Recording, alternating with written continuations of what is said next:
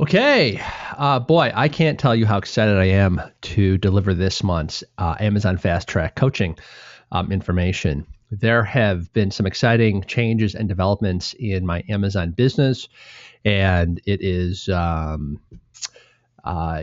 to really change, I think, the future of how we do things. And I wanted to share this sort of breaking news with you guys. It's not really breaking news. It's just I just finally wanted to crack the code on building our own business, not just building Amazon's business. And I think the system that I'm going to lay out to you is practical, it's affordable, and it is so simple that I think all of you will be able to do it. In particular, you're all going to be able to do it because I've given you templates. And over time, we will improve this and we'll deliver those improvements to you. That's what the Amazon Fast Track coaching is all about, of course. So without further ado, let's get cracking here. You guys know my standard 3-minute spiel, but I always love to come back to this. This is like tackling and blocking. This is what people think success looks like, a straight upward curve. And as you quickly discover in business, this is what success actually looks like. And as long as, I like to tell my team, as long as the general direction of our company, and frankly, even as you as a person with your own personal skill development, as long as it's generally headed up, that is the path to long-term success in business and life. It's a good lesson for your kids too. Show them this chart. Just say, hey, listen, getting straight A's in school doesn't look like it's a straight up curve. You're going to have challenges. You're going to have, setbacks. But, generally, we want to just keep plugging away because we know that success really looks like the chart on the right-hand side. So the whole goal of the group coaching, of course, is to go on this journey together to share what's working best in my Amazon business on a month-to-month basis and literally share it all with you. So some cornerstone principles, again, like tackling and blocking. The simple business plan that I've adhered to that absolutely works. It's not a theory now because I exceeded this goal, and you're going to see if I can exceed it. Year number 2 here is I want each product through a process of high odds product selection to average us overall $10,000 a month gross. So to make $100,000 a month, we need 10 products. And actually, we pulled it off with less products last year, and we beat our goal. My goal is always a 40% margin, maybe not initially, but once the reorders kick in and we can take advantage of more affordable shipping options and, getting lower per unit costs, the goal is at least a 40% 40% profit margin. And everything we do pretty much is run through the 80-20 filter. We use it throughout our Amazon business, literally from product selection to ranking, just everything. I'd say if there's one topic that I've been most obsessed with for ever since the book came out in 1997, it's been this one. It's had more influence on my life, on my personal life, and my business life than any other principle. So the big kind of 80-20 of the 80-20 is we want to release enough of a product line for the 80-20 rule to kick in, where we have a small number of the bunch, a small number that just crush it. And, one of the ways that we're going to crush it is to buy Amazon rank. Okay. And the end game is to own a collection of 80-20 breakout home runs as well as passive income earners. Now, I've added some further cornerstone principles.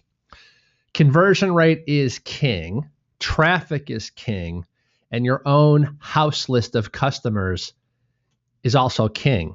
So there's a trio of kings, all the rest are queens. So let's talk about conversion rate. Bottom line is this. I've studied the Amazon A9 search algorithm more than anybody else that I know right now.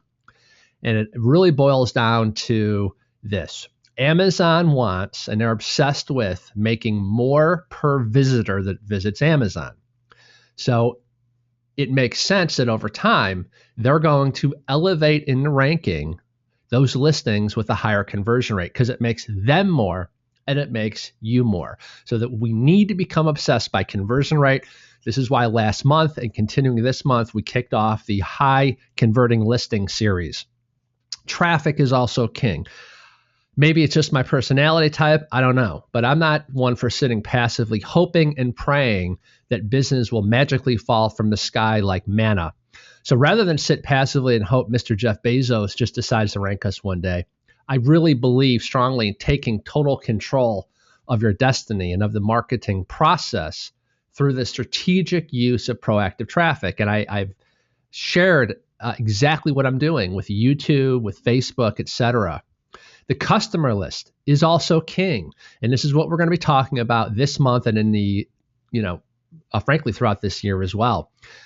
We want to aggressively and proactively as possible strive to build a big, huge list of hungry buyers outside of Amazon. So we start with Amazon, we take them off Amazon to our list.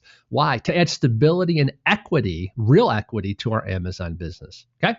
So my goal, and you're right in gunshot with me here this year, is for us to, at the end of 2015, hit 400,000 a month. We're on pace to do that.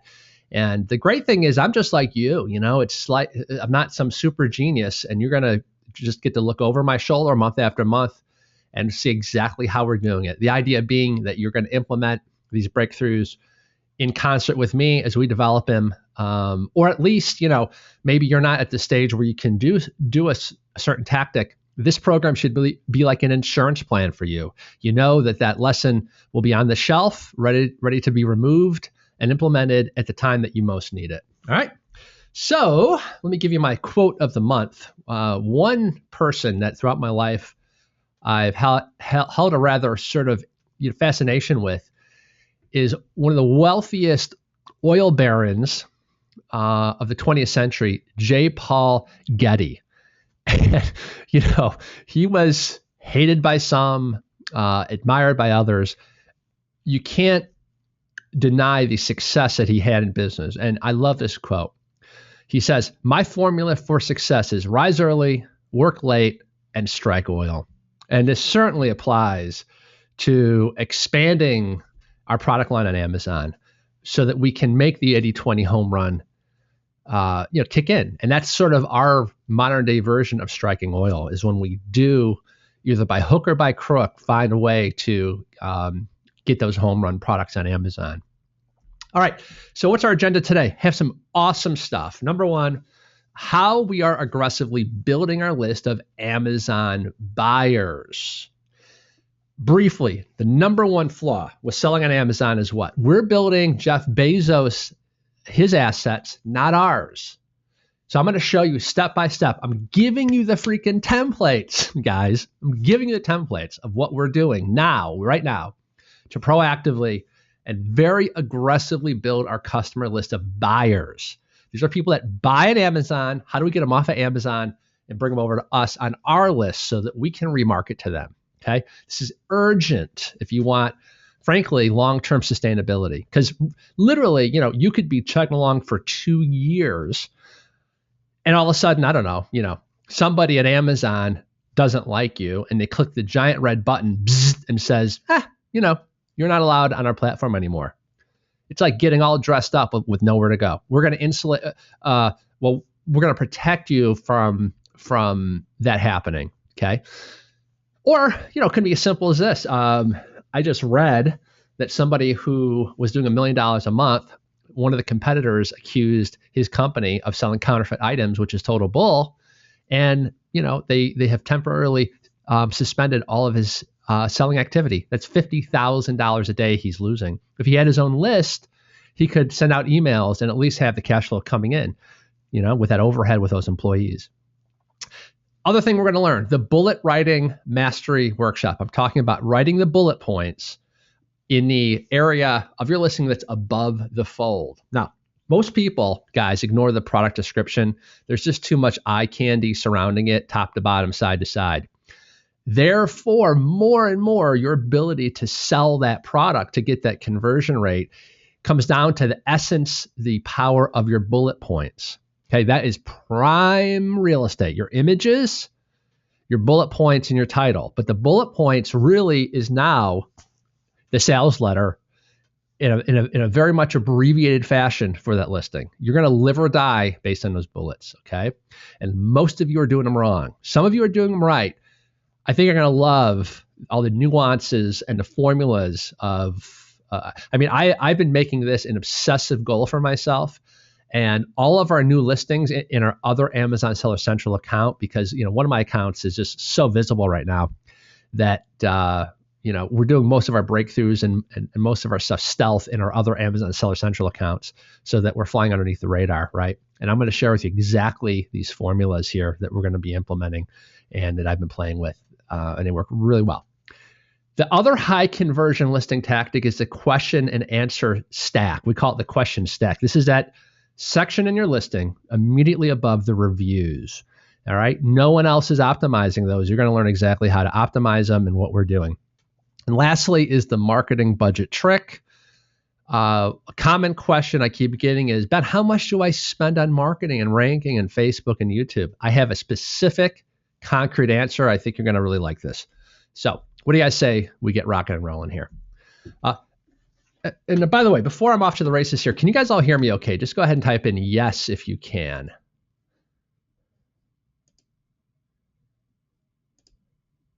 Yes, yes, yes. All right, great.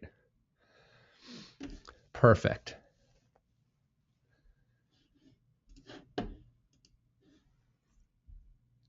How we're aggressively building our list of Amazon buyers. All right. Here's a big picture, guys. I'm on a mad tear to quickly, aggressively, and proactively build our large list of Amazon buyers. Now, let's get used to the vernacular that I'm going to use. I don't want anybody to be confused. I'm going to call this your house list. Your house list is your master list of all the people that bought from you. They're people that spent money. We're not talking, now look, I'm not talking about people that you ran Facebook ads that bought your product for $1. Okay. I'm talking about people that bought through Amazon and, are spending money on your brand. Everyone who bought through Amazon is spending money on your brand. We want to move them. Those are proven buyers. A buyer is worth multiple times what a looky-loo is, right? Somebody who bought ASM is literally probably worth 20 times more value than somebody who just opted in to consider ASM. Okay, so you want to basically take the buyers from Amazon and move them over to our own in-house list of buyers. We call this the house list. Okay, whenever you hear me use the term house list, that's what I'm talking about, the list of Amazon buyers. Your house list is arguably the number one most valuable asset in your business. And a guy who said it best is Jay Abraham. And I'm going to show you a quote of his in a second. But the crux of everything that we're going to try to orchestrate here is to move the buyers from Amazon onto our house list, but we got to be stealth about it. Okay. The other important goal, we want to hit them up multiple times in sort of multiple different ways to end up on our house list using what we call multiple modalities to maximize the size, I should say size of our house list. Okay. So we need to hit them on multiple fronts, just like just like this picture of the Middle Ages. Boy, you can imagine that they actually fought battles this way. Like you would just have a shield you'd hold over your head and you just go running towards a castle defense. It's crazy. But we need to hit them on multiple fronts simultaneously to make this happen. So Jay Abraham said it best. He said, quote, your number one most important off the book asset is your customer list. A previous customer is 3 times more likely to buy than a new customer. Okay, sorry, that should say a previous customer is 3 times more likely to buy than a lead or a non-customer. Marketing to repeat buyers is vastly more profitable, efficient, and should be the major thrust of business. So the bottom line takeaway is that your number one asset is your list of buyers, and they're going to buy at a rate of 3 times more than a non-buyer. 3 times more. Why building your house list is an urgent 80-20 task that can't be postponed. Take a look at this image real quick, if you would. See that house that's on sand that's sinking? When your entire business is predicated on the Amazon platform, you don't have a business. You have a traffic channel, and that's it. It's like if we had our entire business, solely predicated on a Facebook ad. That's not a business. You're just using a traffic channel. That traffic channel can go away tomorrow, and you don't have a business anymore. So we all, in essence, right now, if we're solely relying on Amazon, we have a business built on sand. It has little value, has absolutely no stability since you own zero of the customers. And frankly, we all have zero business equity. Sure, you could probably sell an Amazon reliant business for something. It's not going to be much because anybody who has, half a brain in business would recognize that there's a fatal flaw. If Amazon unplugs you, you're done. So what value, inherent value am I really buying, right? However, this all changes. The game is flipped. If we own and control a large house list, you have an immensely valuable asset. So you sell your brand, you have at that point you have a verifiable, you have a proven customer base full of buyers. You can prove the average sale per head, right? So if you have 1,000 people on that list, every time you send out an email over time, what did that asset make you last year? So you can make the case, look, we have a real asset here. It's a money machine. It's generating X dollars per person on our list. See, in the real world, businesses are bought and acquired almost always solely to access the built-in base of customers, right? They call it reach. And that is why people tend to merge or buy out other businesses. And guys, in case I haven't been patently obvious about this, my end game with this business is to build several big brands that eventually we can cash out for. So, want to guarantee that each new Amazon product is instantly in the black. And in the black means that you're profitable. In the red means that you're losing money. Well, with the house list, you send out an email, you get a sales surge, it boosts your Amazon rank, and you actually make a profit. You don't have to give away the product. Imagine every time that you release a new product, you have a list of, 5 or 10,000 hungry buyers that we can orchestrate a product launch to. Hey guys, we're releasing this brand new yada yada. Here's a 25% off launch discount, expires in 48 hours. Bam, certain percentage right out of the gate are going to buy them. Remember, these are brand loyal people. Of course, you're going to use the super URL or the ASM ranker. So bam, there goes your rank up as well. You can drip these out over 7, 10, 12 days so that you rank even better and more consistently. And then, by the way, this is your loyal customers to begin with. You can ask them to leave awesome reviews, photos, and video reviews like we talked about last month. You're literally no longer just have a listing, you're building a community, an active community around each Amazon listing. So do you see the huge competitive edge that having a house list will provide to you? Not to mention the back-end money machine, right? So our plan, guys, is this. Migrate Amazon buyers onto our house list. Send them weekly emails that contain coupons for our other Amazon products that simultaneously continue to boost our rank. We're going to be using ASM ranker links in those emails. By the way, it's going to boost our conversion rates overall, which we know is a huge ranking factor. And we're going to make a profit on every freaking sale. What is there not to love about this, right? So you can imagine the profits and the machine we're building if you have 20, 30, 40, 50 products with an ever-growing house list. It's just expanding and growing. It just multiplies everything that much more.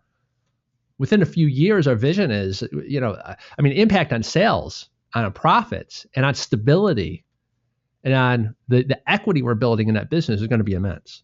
So anyway, the reason I'm kind of belaboring this point is that a lot of people give lip service to the importance of building a house list, but I wanted you to really grasp the big picture of how much money you're leaving on the table, a plethora of benefits by not doing this urgently. So the end game is this. We're going to eventually drive all this traffic to your own e-commerce site, whether it be a Shopify store or a big commerce store, et cetera. And frankly, I haven't even built our Shopify store yet. And, you're going to see that whole journey. But I have a little bit of a different way that I'm going to do Shopify even than most other people. But, okay, so think about it. They start on Amazon. We take them off Amazon. And we stop driving them to Amazon. We drive them now to our e-commerce store where they're going to make purchases. Now, we're going to be secretly still using FBA on the back end to fulfill the product because we don't want to incur the complexity and cost of dealing with warehouses and processing, credit cards, yada, yada, yada. Okay. But anyway, pretty interesting, right? So ultimately, this is what the new business model looks like. Amazon is used still as our preeminent number one traffic channel because Amazon is freaking awesome. Let's not bash them. Amazon is awesome. It's amazing Jeff Bezos is letting the small guy like me and you leverage the world's number one e-commerce site on planet Earth, in history, actually. Amazon does capture the sale. We move a percentage of those customers to our house list, but then we drive future sales to our own Shopify store using our house list. And obviously the benefit of that, you might say, well, why? Well, keep the buyers within our own ecosystem where there's no competitors, there's no distractions, there's no ads, there's no eye candy. Got it? All right. Now, over time, you can imagine this cash machine. All right. So there's just a quick little visual for what it looks like. Amazon traffic, buyers, house list, Shopify, and then right back to the top again. Every time you add a product, you're multiplying your money machine, in essence. Okay. So that's where I'm headed, but I'm doing it in baby steps, and you're going to see every step of the journey. We're going to learn together. I'm going to make mistakes. You're going to see my mistakes. And we're just going to rock this out this year. All right. Now let me show you my exact tactical plan for making the magic happen so that you guys can start making this happen right now. All right. Here's a quick visual overview. And I don't know why something is not showing up, but okay. So number one, again, it depends on the packaging of the product, depends on how it's shipped into Amazon, depends on our limitations, etc. But number one is a 2x2 square. It's basically, okay, so imagine like a business card. If you chop that in half, it's 2x2 square inches. Very simple, non-threatening message, because you don't just want to give away the farm. You don't want to say, free bottle of glunk if you visit here. You really want motivated, brand loyal buyers, in my opinion. So I'd rather have a list of 5,000 hardcore fans than 10,000 people. So I don't want to bribe them too much. So our message is this. This is almost verbatim our copy. Now, obviously, I just made up these websites, so don't bother to visit them. If there happens to be a Winchester coffee company, it's solely by just dumb luck. I just invented that brand just for this webinar. Free VIP club, get samples, exclusive coffee discounts, special events, and win free stuff. Join here, blah, blah, blah, blah, blah. It's very simple. Now, the benefit, okay, well, I'll break down the benefits of this a bit later, okay? Number two is a PDF that we are attaching to our Feedback Genius emails that go to the Amazon buyers. I'm not talking Aweber. Everybody gets us confused for some reason. The Aweber list are the list I'm building from Facebook ads. Okay. What I'm talking about are, somebody buys a product on Amazon and you have one of two choices. You can use like the ASM email tool to follow up with those buyers. Hey, thanks for ordering. Your package should arrive in a couple days, blah, blah, blah, blah. I started off with the ASM email tool, but what I found to be far better and more robust is a paid tool. And please don't write me an email. Ben, you always make us buy stuff. No, this is a real business. This is not some hobby. This is a real company I'm building. So I want to use the best tools possible. I happen to use feedbackgenius.com. Okay, Feedback Genius. I'm a big advocate of using tools that work and that make me more money than they cost me. And at least for me, feedbackgenius.com does that. I don't own a company. I don't make a cent by recommending them. Okay, so you can attach a PDF, and I'll show you that in a second. Now, okay, big picture here. Let me just kind of step out of the presentation for a moment. You just bought something from me on Amazon. Okay, you're going to be hit up at least 2 times. Number one, with an insert or a red sticker that looks like the number 3, because sometimes you can't always do a ride-along package insert, right? But either way, it's going to be the same basic offer. Joiner, free VIP list. Okay. You're also going to get some sort of a PDF attachment in the follow-up emails. Why? Because Amazon strips out links to any website that's not Amazon. So we need a stealth way to kind of, sneak in those links. And we're going to do that using a value-added PDF. Okay, I'll show you an actual example in a minute. And third, the other thing that we can do, and this is the preferred thing, is if you have the ability to actually include a letter from the owner, like you see in number 4, that's the ultimate of the bunch. Problem is, most of our products, we can't do that. Some we can. So you're either going to use a 2x2 square insert. I call it the universal package insert. It's kind of my default. Or if we can't insert something because there's something called, let's say, blister packaging, you can slap on a red sticker. Or if you're sending something in a poly bag or a larger box, you can kind of fold up and insert the letter from the owner, which is sort of the Cadillac in my opinion, because that's just so much more personal. You have more space for ad copy. And everyone's going to get some kind of a PDF attachment that also drives them to the VIP club. All right, so that's the overview. Let's do a deep dive into the technique. Oh, by the way, the URL just magically showed up for number 3. That's what it should look like. The red sticker says join here and then a website. Again, don't go to those websites. If they exist, it's surely by luck. I just made those up. All right. Let's talk about the universal package insert. Again, this is something that is very easily inserted into most boxes as a ride-along. So when in doubt, we do this. Now, what's nice about the cardstock used, these are literally business cards cut in half by companies. They're dirt cheap, full color.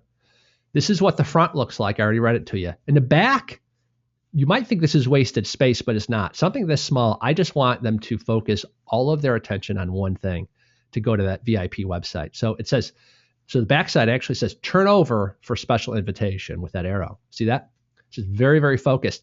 I've blown this up, but I mean, 2x2 isn't that big. So I've probably maxed this out as much as I can. Remember, several of the people that order stuff, they can't read very well without glasses. So you don't want this to literally become a reading problem for people. So the font size here is perfect. And the thing that you'll probably be happy to hear is that I provided you the PSD, the Photoshop file, front and back for this. So you just gotta, change it up. You obviously don't want that kind of coffee watermark in the background. You want to just edit some of this, obviously, right? But all you got to do is once you make those changes, you just save it as a JPEG, and you can upload it to one of many, many sites that will print these up dirt cheap. So the company that I like to use is called Uprinting. Let me just show you this. You would not believe how cheap these are.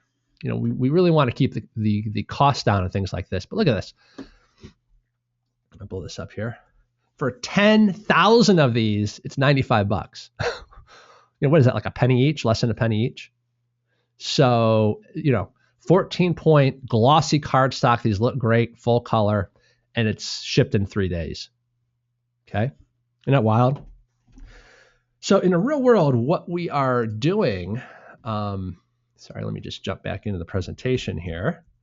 What we're doing is I contacted all my manufacturers, okay? And I said, hey, I can get these printed either here domestically and shipped because we have not several, we have a few domestic manufacturers we deal with, but we also deal with people in China, and you can get these printed up, with their local printing companies. I mean, there's, it's just like here in the States. So you will have zero problem getting these things printed up. You might just want to ask them and say, hey, if I provide the JPEG for you, do you want to handle getting these printed up, or do you have a contact where I can have it printed up and just, shipped over to you? And either way works. In one situation, they are charging me 5 cents to insert this. And in another manufacturer, they're just charging me nothing. I just stressed how important this was, and we continue to use them, and would they mind just including this insert? And the one company's doing it for free.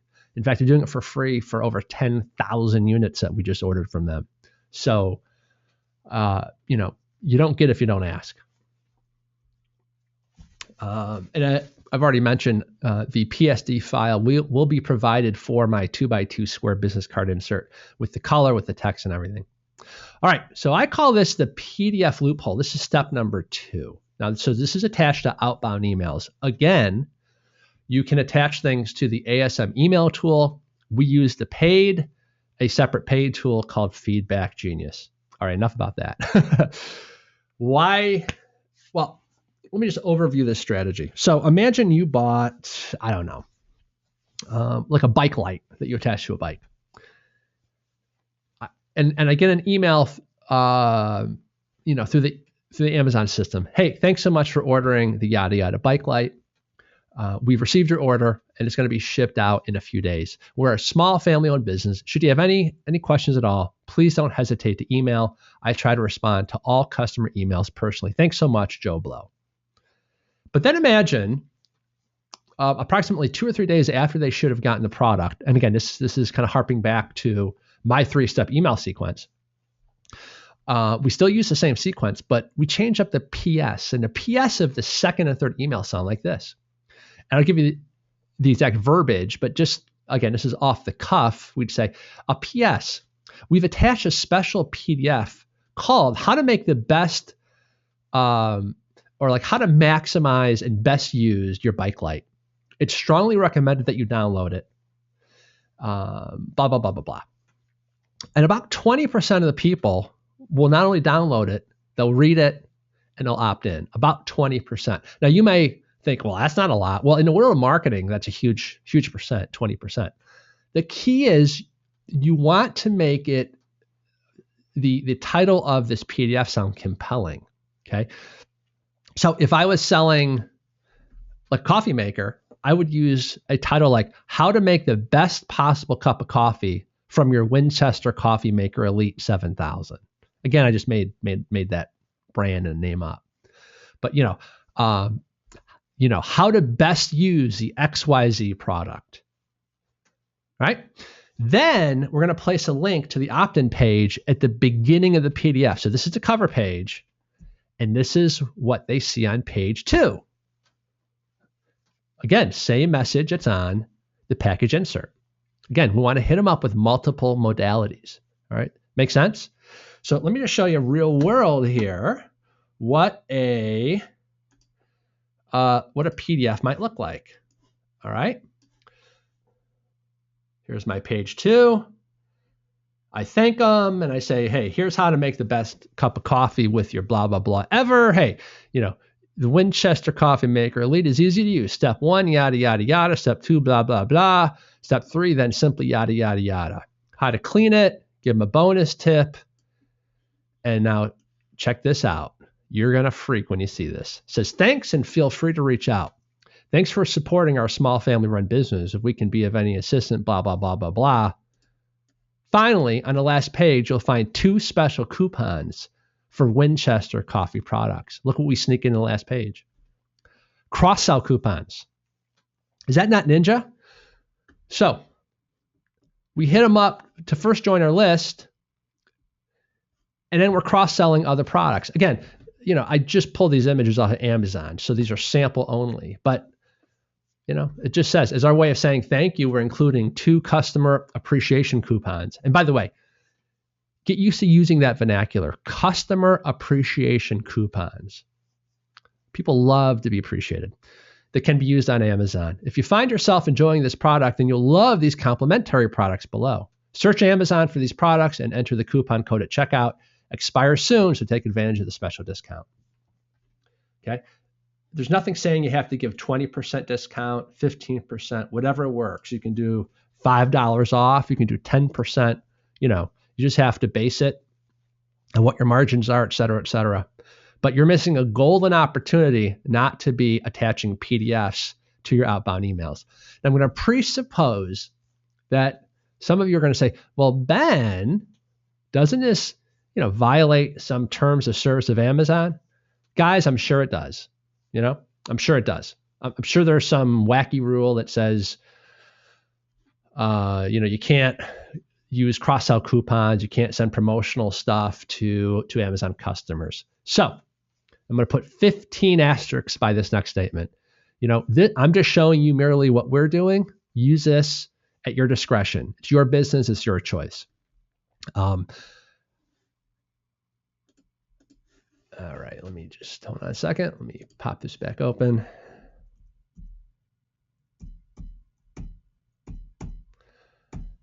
Okay, so there are two types of PDFs that we are using. The first is a best tips for using yada yada yada product, like I showed you. And another great way, if it's appropriate, some of you really want to have 2 or 3 video tutorials that you make from your home video studio, because some people are truly confused about how to use aspects of your product.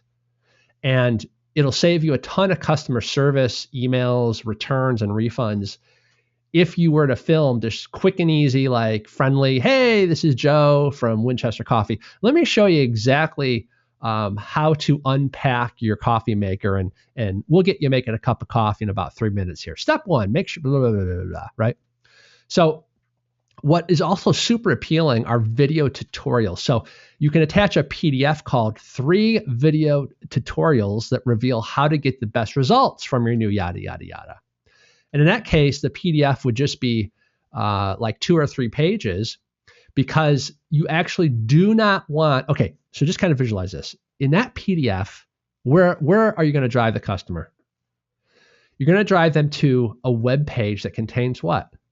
3 video tutorials and an opt-in box. So you don't have to send them just to a separate VIP web page. In that case, you'd integrate the VIP opt-in box onto the same web page at the top of the page, not at the bottom, that contains your 3 video tutorials. You just copy and paste the embed code from YouTube. If you don't know how to do that, you can hire somebody on elance.com for $10, literally $10 to do that for you. Okay. So you have 2 options there. Now, here's a sample of the PDF. It's kind of plug and play. Do not include this in the first email. You want to send this out on email 2 and 3. It says, P.S. I've attached to this email a PDF called blank, how to get the best results using your blah, blah, blah. You're strongly encouraged to download it. It helps you get the most out of your new blah, blah, blah. And literally, I repeat the exact same thing in email number 3. Okay. I have provided you the Mac Pages file, or if you're on the PC, the Microsoft Word file for the PDF template. Now, obviously, there's stuff I couldn't properly include in that, you're just going to have some images of the coupons. You'd have to recreate those yourself, and things like that. But guys, I'm trying to get you all the way to the 5-yard line. So all you have to do is just kind of do a couple things and you'll be off to the races as fast as possible. Okay. All right. Now let's talk about the red sticker thingy here. This works great when you can't utilize a package insert, or if you have what's called blister packaging. It's kind of like plastic on the front and back, kind of vacuum sealed the product inside. You often see these hanging from racks at point of purchase displays in grocery stores or in drugstores, right? It's so that people can't shoplift it easily. Well, if that's how your manufacturer does it, you can ask them to stick this on the back of it. So again, technically, if Amazon saw it, would they be upset? I guess in the real world, what would happen? They'd probably say you have to, after this, you can't do it anymore. And you say, oh, okay, I didn't realize that. That's just kind of our standard packaging that comes so that we can offer good customer service. You kind of sell it that way, right? Now, I've not needed to use the red sticker yet, but this is what we plan to have attached in the future when we can't insert the Square business card. All right. So this is my favorite. This is the letter from the owner insert. Now, I actually got this idea when I ordered a product photography white box off of Amazon. And inside that was a letter. And it was kind of similar to this. And it really kind of gave me a warm and fuzzy about the owner. And I don't know, it just had the best connection possible. As Gary Halbert said, there's no greater form of persuasion, short of being in front of them, than the old school letter. And I agree. Now, when can you use this? When you're using a larger size box, you can have this folded and inserted literally into the box, kind of bend it around the item. Or it's really easy to do inside of a poly bag. Now, if you're going to send poly bags, a poly bag is like a see-through bag that self-seal at the top, and typically you'd put the FN SKU label on the outside of it. If you're going to use a poly bag, obviously, again, you want to be a little stealth about this. And so you'd want to fold this up, writing side on the inside, so that prying eyes can't see exactly what's on that insert. Okay? To most people at Amazon who work there, it'll be a sheet of instructions, right? Like unless they actually, rip it open. But even then, I could make the argument that pretty much all we're doing is trying to do a good customer service thing here, as you'll see in a moment. But anyway, of all the options, this is my absolute favorite because it packs the most punch. This is an 8.5 by 11 full color. I just got 4,400 of these printed up from our local Kinko's. And Kinko's is the worst option because they charge the most. They charge us, I think, 69 cents each, but you can get it far cheaper. I just didn't have time because we're doing a big push on one particular product. I just needed them fast. But this is Ninja, and it probably has the highest take rate of all the methods that I've shown. And unfortunately, again, it's not always possible, but when it is, this is my go-to method. Let's read it together. Again, I provided this in the template section for you. Is in the download folder as a template. Hello there. First, thanks for purchasing our Winchester Coffee Maker 7000. We're not some big business. In fact, we're proud to be a small family-owned business right here in the USA. We thank you from the bottom of our hearts for purchasing our coffee maker, which we believe is the #1 coffee maker on the market. We're obviously biased, and smiley face. If you need anything at all from us, perhaps a question on how to use the product, or just to reach out and say hi, we're all ears. You can reach us anytime at, and there's your email address, for good customer service. Our mission is 100% customer satisfaction, and if we don't have it right, now we'll earn it. One last thing. This is like the old, oh, by the way, sales trick. One last thing. We would like to invite you to join our free VIP coffee club. Get samples, exclusive discounts, special events, and win free coffee stuff. Join here. Sincerely yours, Joe Bean. Now, let me show you the lead capture website that we're using. And guys, you're going to want to kiss me on the cheek. I'm giving you the HTML files for this. And so you're going to be up and running very, very quickly. Let me actually show you the live web page so you can see this in action. Okay, so let me just show you the link here if you want to visit it here.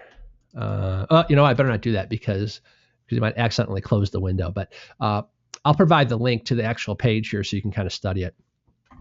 You'll notice it's pretty much all above the fold. You can replace this VIP club thing with your logo, but just in case, I just wanted nothing to stop you from success. So I just kind of made a generic VIP club thing. On our actual pages, we do have our logo up there, but it's not a big deal. Winchester Coffee Company, free VIP club. Here's your invitation to join. Hi, and thanks for being an awesome Winchester Coffee Company customer. Only a small percentage of our customers receive an invitation to join our exclusive VIP club. So let me welcome you. To join is very easy and comes with many benefits. What you get as a blah, blah, blah, blah, blah VIP member.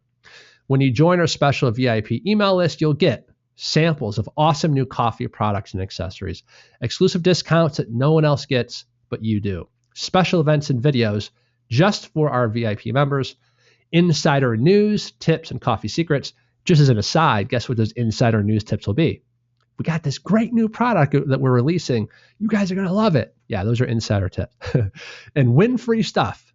To join VIP, enter your details using this form. Now, this is just a placeholder. This is just an image. You want to replace this with an Aweber form.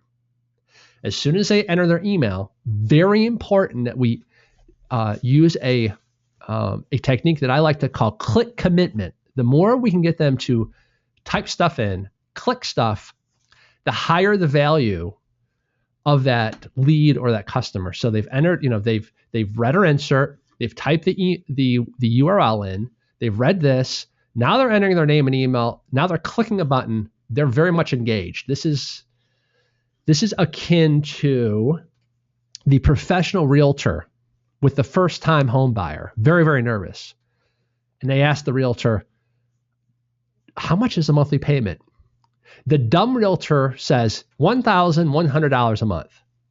The smart realtor sits down, pushes the calculator over to the couple and says, that's a great question. Let's figure this out together. That's the difference here. So once they enter their details and click Sign Up Now, they're taken to this page. And this is to increase their commitment, get what's called compliance. It's called compliance. It says, thank you, go check your email. You're in, go check your email because we've just sent you something special. Ooh, curiosity, right? It can take up to 5 to 7 minutes for the email to arrive in your inbox. If it still hasn't arrived, it might be hiding in your spam folder. Enjoy and talk to you soon. Sincerely, Joe Bean, co-founder, Winchester Coffee Company. Okay? So, what are most people going to do? They're going to check that email. Because why? There's something special in there for them. Well, check this out. You guys are going to love this. You guys are going to love this. Guess what we say in that email? Well, welcome gift inside. Hi, thanks for participating in our yada yada VIP club. About once a week, give or take, I'll send you valuable coupons, samples, events, insider news, or contests to win free stuff. Our VIP club is exclusive and only for previous customers. So I want to thank you once again for your support. We love our customers. Welcome gift is a coupon, right? It's a coupon. You may laugh, but people love to save money. They love coupons, right? And by the way, remember what Jay Abraham said. An existing customer is 3 times more likely to spend money with you than a non-customer. So let's make it easy for them to spend money, right? We've gotten compliance this far. You're going to be aghast at how many people use this coupon. People love to buy. They don't like to be sold. They love to buy. Welcome gift, 10% Amazon coupon. I wanted to do something special for signing up for our VIP club. Here's an exclusive 10% off coupon that's good for any Winchester coffee product that we sell on Amazon. Literally no restrictions. Just search Amazon for Winchester coffee, add item to cart, and then use this coupon code during the checkout. It's my small way of saving you some money and saying thanks for joining the Winchester Coffee VIP Club. Finally, let me stress that should you need anything, please just reply to this email and we'll take good care of you. These emails come directly to me and I try to personally reply to everyone. In the next email you'll get from me, I have something really great to share with you that I think you'll like a lot. Regards, Joe B. Lots of psychology there. We end with what's called an open loop. It heightens their interest in what they're getting next. They've had a positive first touch with us in this first email. We've used click commitment. And these are the best, like cream of the crop buyers, right? These are people that actually bought and took the time to opt in. All right, you guys like this? Let me know if you like this. Go ahead and type something in if you like this.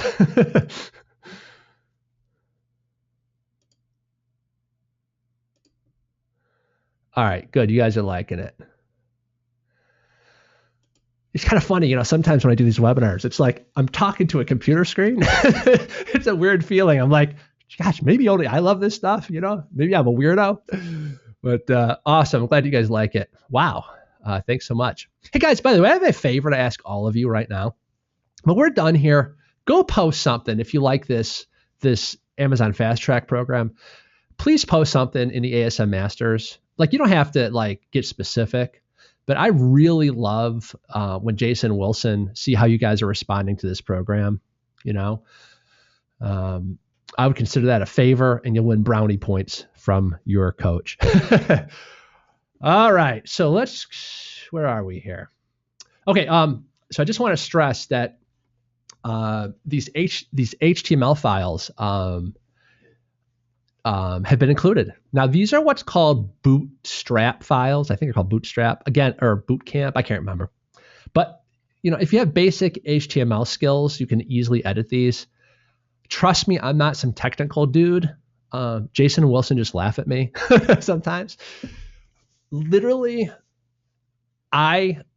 most of the time quickly run an ad on elance.com, and I always say something like this, guys. I will pay $30 if you can make a basic web page. I'll provide all the HTML files. As long as you just edit some of the text and change some of the images. You must be available, right now to do this in the next 2 hours. You'll get a plethora of people, and then boom, I'm done. Now, these are pretty easy files to edit. I mean, even I can edit these. But if you don't know how to edit them, then just trust me, just hire somebody. It's like pennies on a dollar. Don't let this little technical stuff stop you. Never let it stop you. There are hundreds of people for dirt cheap. They can do this like in their sleep. This is like easy money for them, okay? All right. So to recap, we've used different modalities to drive them to our lead capture website, right? An insert, an email attachment, a sticker, a letter. Here's what we do next. Oh, I already showed you guys this. That email here, right? Now, the email, that first contact email, again, I provided you the email template for that so that you can just implement this ASAP. All right, long-term engagement. Now, what are we going to do with our house list? Now, remember, the house list is different than the 3-step emails we're sending out initially to the Amazon buyers. It's different than the Facebook assets we're building on Aweber. These are people that bought our product. We send them the 3-step Feedback Genius emails, only we're adding a PS with the PDF attachment, and then they're migrating over to our house list. Got it? Real simple stuff. Real simple stuff. If it's not clear on the Q&A, I'll make sure you all understand this. People that are brand new at Amazon, they get very confused though that Amazon allows you to send emails to their buyers. Okay. And so they get confused. Well, is that Aweber? No. This is like the ASM email tool or Feedback Genius. And so we're going to use one of those two tools to migrate them off of Amazon to our list, because Amazon hides their actual email address. Again, if you don't have your first product up yet, you won't quite get it. But again, this is like an insurance policy. This is a tutorial. If you're not there yet, you will need to get there quickly. So as soon as you get your Amazon product live, you want to come back to this. Okay. Anybody who has at least one product live, you need to implement this right away. So the last step is, okay, so the short-term engagement is that first email we send out automatically. Okay. The long-term engagement, though, is weekly emails. Okay. At its most basic level, you're going to be sending coupons. Okay. You're going to be sending news about upcoming products that you're excited about. You're not going to write like a corporate, bore. Okay. You're going to write like a real human being, like a love letter. You're going to say, guys, I am so excited about the new French press that we're developing. This is going to be such a high quality French press. It's going to perfectly complement the Winchester Coffee Maker Elite 7000. You guys are going to freak out. I know several of you love your coffee makers, and you also have been asking about a coffee press. Well, here's some behind the scenes pictures of the early sample that we got, and it shows you, like thumbs upping and smiling or whatever. We don't want to be so boring and corporate that we see all the value in these assets, all the value in these lists that we're building, whether it's Aweber list for lead generation or your house list. The loyalty comes in their connection, their emotional connection to you. So even when you send out, like what you saw in that last coupon email, it wasn't like the typical like Groupon corporate email that has a coupon. It says, hey, thanks so much. Any question, blah, blah, blah. And we love you guys so much. We gave you a 10% off coupon. That just feels different. It literally feels different. Okay, so sending the emails a habit. Now, this is something that I literally have to systemize. Like, no kidding. I'm so busy in my life. I mean, I'm still running my practice management company. We have a super hyper growth Amazon business. I'm doing this with you guys, and I have to, make killer content, for this program. I have a lot going on. If I don't put stuff on my Google Calendar so that automatically sends me a text message right from Google Calendar, I'm screwed. I will never remember this stuff. So literally what you need to do on your Google Calendar, set a weekly reminder that will say, email your house list. Now, if you don't do that, your list grows cold. And I've been guilty of this and am guilty of that. I have lots of different lists, some of which I haven't emailed for months just because, I got to use 80-20 rule. But you do not want your house list to thaw out because they'll forget who you are. They won't remember they opted in. They won't even remember your freaking product. They'll think you're sending them spam email. You need to engage them weekly. So at a minimum, feature one product and just send them a coupon. Thank them, schmooze with them, use your salesmanship, use your persuasive power. Just be yourself. Even if you're not a good quote salesperson, be yourself. Tell them about your life. Just say, hey guys, real quick, you guys love my last coupon that I sent. So I decided to do something real special. We had this awesome product. Some of you already own it, but it's called the blah, blah, blah.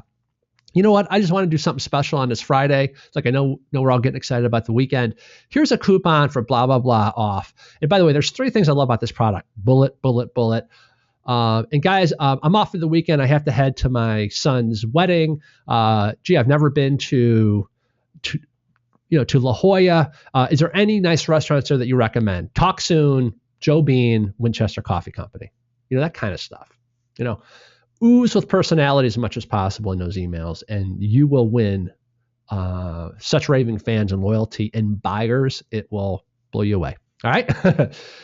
So you can review the slide. I've given you 6 things for content in those email. You can do contests. Hey, win a free blah, blah, blah if you add our product to your wish list and then come over here and add your email to the form. What's going on in our personal life, behind the scenes updates on this cool new product. Hey, I got 8 samples of this new product. I'll send you for free. First 8 people who reply, blah, blah, blah, blah, blah. All right. So there you go. You just learned how to build your own house list in an hour. Or it took me 1 hour to teach it at least. Now this is an activity. Guys, urgency. I want to infuse you with urgency. You really want to commence with this ASAP. Literally each day that you don't do this is costing you future earnings. So my goal for every single fast tracker is I want you guys, all of us, to grow a very large list of buyers. And in the future, this is kind of an interesting concept that came to mind. We can even cross promote to each other's lists, right? So it shouldn't say multiplying the death within our Amazon Fast Track family. I don't know how that typo snuck in there, but multiplying the success within the Amazon Fast Track family. So in other words, the only way to do this fairly is if I have a list of 5,000, you got to have a list of 5,000, and we would do like an endorsement email for each other. So, it won't be appropriate for all situations, but there has some potential there.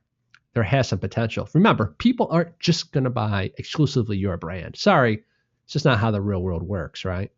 So they're going to buy, your kitchen products. They're going to buy somebody else's beauty product. Well, why not cross endorse each other and say, hey, I have a friend, and I know, why am I sending you this email that has nothing to do with coffee?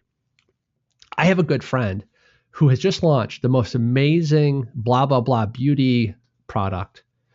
This thing blew us away. My wife just raves about this product. And you know what? They have given me a 30% off coupon just for my loyal Winchester Coffee Company customers.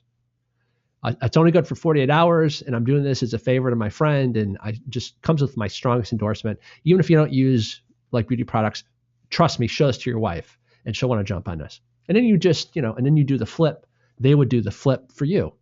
Why is a beauty company writing to you about a coffee maker? Well, let me blah, blah, blah, blah, blah. Okay, see how that works?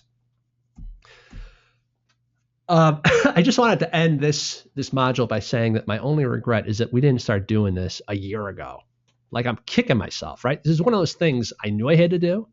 I teach it. I've been teaching it for 20 years in my practice management company. I wasn't doing it. I was the ultimate hypocrite. Just too busy growing my business, right? Isn't that the classic? Don't make my mistake. Urgently implement this. And again, I just need to stress that, I don't sit around and read the exact rules in terms of services like of Amazon. So everything I teach, you need to do at your own risk. I'm sorry, but we're all adults here. I'm just showing you what I feel comfortable doing. I think I'm providing really awesome, good customer service. And but it's your business, it's your choice if you choose to use these. Okay. All right. How about some questions? I'll take a couple minutes of questions. Marie likes the idea of a cross promotion. These other lists, yeah. David Green says somebody's been watching too many zombie movies. He must have been talking about the Freudian slip death in my one thing. Yeah, maybe David. Yeah. Although I feel like lately I've been working myself to death. Maybe that's it. Cam says, what's the opt-in rate you're getting just from the insert? I don't know. I don't know how to calculate that,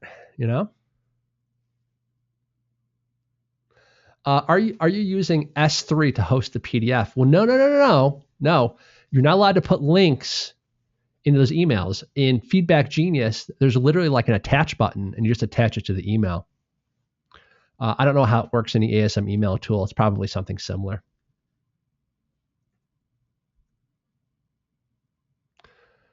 So Brian says, isn't there a risk of using the same coupon code for everyone?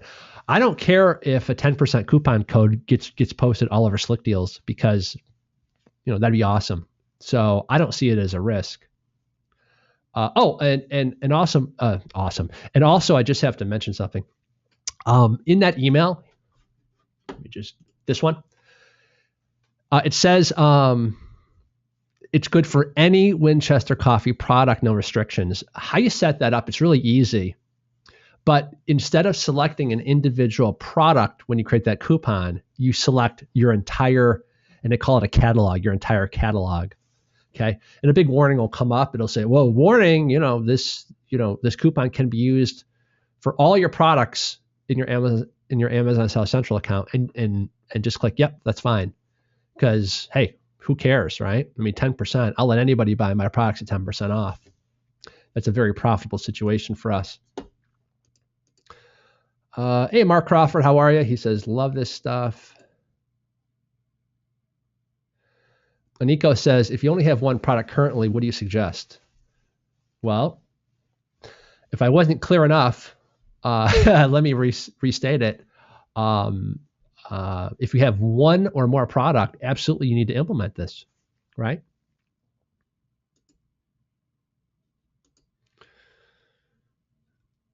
So I've gotten several people saying, what if you only have one product for now? Yeah, absolutely implement it. I mean, there's really no reason not to. You won't be able to email them a coupon for other products every week, right? But it's like when I first launched my practice management company and we started building an email list. I only had one course, and so I would just say, hey, I just wanted to stress that, chapter 3 in the course, do blah, blah, blah. I maintained that relationship with them. I didn't have anything else to sell them at that time. But you do not want to delay building your list. It might just be hokey stuff. It might be, hey guys, give me some feedback on my new website, on my new Facebook page. And hey guys, I posted something cool over here on my blog about how best to use the XYZ product, whatever. Charles Hammer. Hey, Charles, what's up? He says single or double opt-in. I always do. Again, this is at your own risk. I always do single opt-in. I never do double opt-in. in Aweber, you can, once you create the list, you go under list settings and you can turn off the double opt-in. I found that double opt-in just absolutely destroys the size of my list. Matthew says, I was told redirecting customers using a link in a PDF is a good way to get your account banned. I've not heard that. That's why I say use this at your own risk. If you're worried about that, you can skip that step and just do the product insert. But I guarantee, somewhere, sometime, Amazon's banned people for just about everything. Like people that just post a product get banned. Why? I don't know, because some fool on Amazon thought it was some hazmat risk. I don't know, right? So again, big caveat to everything I teach, not just this, everything is use at your own risk. This program is about look over my shoulder. This is what I'm doing. So everything you do probably has some risk. Okay. So if you're not comfortable doing something, fine. Just implement those facets that you are comfortable with. Carl, hey, what's up, Carl? Why not sending the PDF with the first email? Okay, the reason I don't send it with the first email is because they don't own the product yet, and I don't want them to think that I'm already trying to sell them something. I know it's just like an instinctive thing. It just feels better to me and makes more sense to send it right after they've gotten a product. Because remember, in email number 2, I'm asking them for feedback, and oh, by the way, here's a PDF that you might like about how to get the best use of the XYZ product. Okay.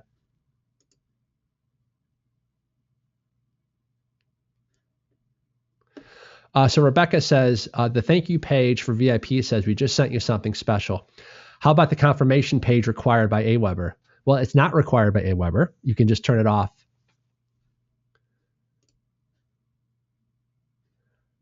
So Kali says, using Feedback Genius will get the buyer's email.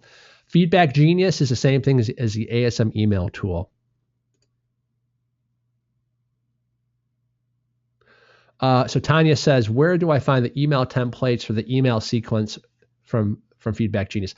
I taught that either last month in February or in January. I can't remember, but it's all there. Actually, I think it was in January.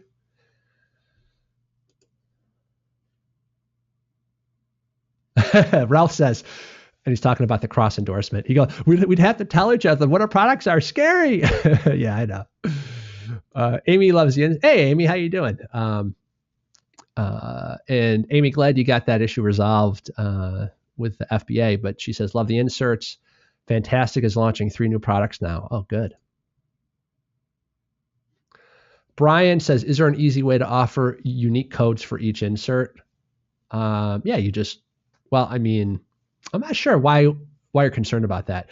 Go ahead, and if we have time, if I see your thing, what are you worried about? Why not just give everyone the same coupon code? And if you don't want to give the same coupon code in a PDF as the insert, then just make 2 different codes. But I don't see the benefit of that. Unless you just want to track it, see where the sales are coming from the PDF or the email. But I like to keep things simple, as your Amazon business expands, you won't have time to, mess around with stuff like that. Or, not to diminish your question, I just don't think it's that relevant, or that much of a risk or issue, I guess, unless I'm just kind of missing your question. How do you run this if you don't put an insert with the product? Well, you would do the PDF. Even if you just have your first product up, is it okay for a VIP club? Absolutely. All right. So, oh my God, there's a gazillion questions. So I will. Oh, Charles Hammer, thank you. He says, I taught the email funnel in January at minute 117 minute. Good job, Charles. All right, let me see if Brian says Swanson Vitamins uses unique codes. I guess I was just wondering. Well, I'm not familiar with why they're doing that, so I don't know. I'm perfectly comfortable just with one code and stuff like that. All right, let's move on, guys. I will. As always, there's a gazillion questions, and time is my enemy, not our friend, because we still have a ton of stuff to go over, okay? All right, let's get cracking here. Module 2, what I call the question answer stack, AKA the most underutilized real estate in Amazon listings. All right. Oh, by the way, as an aside, there's somebody who posted a question that I happen to know. Not only private labels are owned, but he also does kind of the retail arbitrage.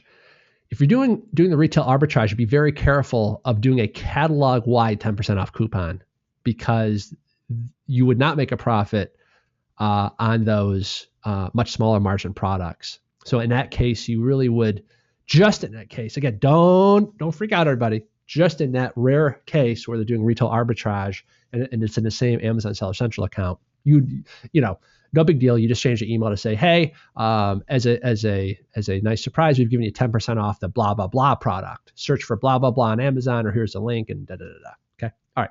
Back to this, the question answer stack. This is, I'm sure you've seen this. This is just above the review section, right? In every listing.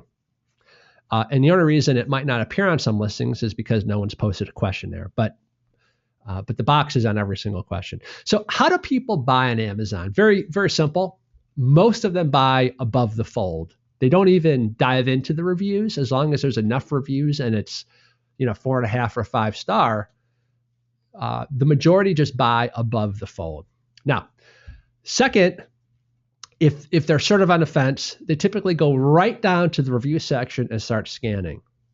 Now, since this answered question section is just immediately above the reviews, I have no evidence of this because Amazon doesn't share their internal, visitor stats with the public. But I strongly suspect that the answer stack section are very frequently read, or at least given a cursory glance as that person heads down to the reviews because of its proximity to the reviews, And so it typically will display 3.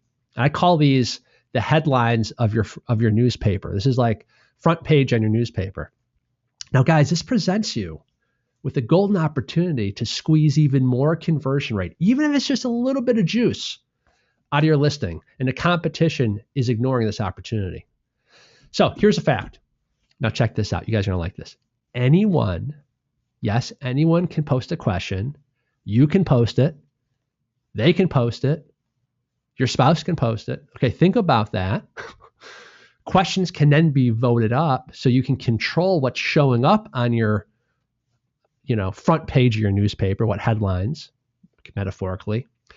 And you can control what order they appear in a logical flow by upvoting or downvoting. And by the way, as an aside, corrosive questions can be voted down and literally off the homepage. To view the corrosive ones, they'd have to click that link down there that says see all 61 answered questions. So the big idea here is you're going to seed your own listing with questions that either you've posted, friends have posted, whatever. So you can pose the perfect product questions and then go about answering it with the perfect product answers, right? So now I am a perfect Amazon angel here, but look at this as another place in your listing, just another opportunity to discuss coupons, to post coupon codes, to post your most, salient, powerful product details, to weave in testimonials, links to video reviews, highlight competitive advantages just by highlighting them as questions. Interesting, yeah? So, Jason Fladlin and I brainstorm a lot of stuff. And I asked him for some of his best ideas, and he came up with these awesome ideas for things that you can put into the question stack. Now, the most obvious ones, right, are you bring up like questions about the coupon. Hey, does the 20% off coupon still work? I noticed the code is yada yada, right? Or you say, hey, how does your product compare to the XYZ one? And then, of course, you get to answer it. Or let's say that your product has a feature that is really beneficial. Just say, hey, I notice most of the products don't contain blah, blah, blah. Does yours? Right? It's like a setup question. It's like having a shill in the audience. So, does anyone know if the blah, blah, blah coupon code works? Has anyone used it? Yes, it works. Here's the code. Boom. How does your product compare to blah, blah, blah? Now check out this one. And these last two, this is Jason at his best. I noticed a reviewer said, quote, something super juicy. How is that possible exactly? And this is his other one. I love this. I'm thinking of also buying your other product. Is there a deal if I buy both today? And it's just brilliant, right? Chance for cross-promotion coupon or to plug other products that are related. So from the evil genius mind of Jason. But huge opportunity here. So you can post coupon codes in the answer, right? You can post it in the question section. So, sale by 3. Yes, it does still work. You just add 5 items to your cart, use the coupon code, you get 2 free. Thanks for your interest. This is a trick that I've used since day one. I like to direct attention to video reviews. Does this really work as advertised? And I like to reply, yeah, take a look at what a top 100 Amazon reviewer said in their video review. And I link it. I just literally drop the link in there. Now, it won't hyperlink, but I still put the raw link in there. And I think something that I failed to put here, I think I said, or you can just look below in the review section. Because, for one of our listings, we have like 3 awesome video reviews, like bam, bam, bam. Very high converting page for us. And, you can squeeze in testimonials. How well does a tea kettle whistle work? Reply, thanks for your question. The whistle is more pleasant than others, according to our customers. One posted, quote, unlike other whistles that are abrasive, this one sounds pleasant and is highly recommended for tea drinkers. So pretty ninja, right? So the benefit of having your own deals club or a house list, again, I'm going to step out of presentation. You'll notice if there's one recurring theme throughout the Amazon Fast Track program, it's building assets that you can reuse and control time and time again. You're building lead lists for your giveaways. You're migrating those to your deals club, and that's growing. Then you're migrating the buyers using Feedback Genius and inserts into your house list. This is your buyer list. Okay. You can ask any of those lists that are, most responsive and loyal. You can just point blank ask them to pose questions and help you with replies from raving fans. Now I found, let me just go back. How do we go back here? There we go. Okay, check this out. So this is a really huge selling product on Amazon, and you only need 7 upvotes for this to appear number 1. I mean, there's 61 answered questions. This thing gets a lot of traction. I can't remember what the product was, but actually it's for a tea kettle. But this is easy. You just say, hey, dad, mom, sister, brother, friend, this one, vote up. And then you just contact 3 of them and say, vote this one, and contact 2 of them and just have them vote the 3rd one. So you control the order of those. Does that make sense? You don't need a lot to have them show up on the front page. All right. Hope that makes sense. Now, I more and more am viewing the coupon stack, which is right below the above the fold section where you list the coupons that show up visibly. I'm viewing the coupon stack and the question stack as 2 teams working together in concert, each promoting the other and acting as the tipping point. Okay. So remember, by the time someone has left the above the fold section of your listing, they need some mechanism, some trigger to bring them back up above the fold to buy your product. Let's use the question stack section to accomplish that. Homework. I suggest you make a list of 3 or 4 questions that you can post that will cause more people to buy. Now, don't be obvious about this. Don't be too complimentary. Keep it short. Don't make it obvious that you're posting it. Then vote them up in the order you want them to appear. And then be sure to monitor the visible questions on your listing every couple weeks, because sometimes, questions can be bumped. Sometimes competitors can play, like dirty tricks. Sometimes, I don't know, it's just a popular question. So I like to, again, I deal in the real world. This is one of a gazillion things that I need to like remind myself. And so the only way to do it is I put it on a Google Calendar. Like every Friday on my Google Calendar is monitor my rankings, check my Amazon ad stats, blah, blah, blah, blah, blah. I have a list, And so this wouldn't be a weekly thing. I would say probably every third week, every, once a month, I would just monitor and make sure that the 3 most visible questions are still there. If not, you send out the email and you get them voted up. Okay. Real quick, any questions about that?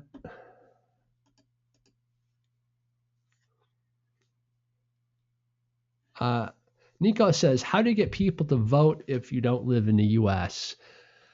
I can't remember, honestly, off the top of my head, if they have to be like logged into Amazon or not. I'm sorry. I just can't remember that.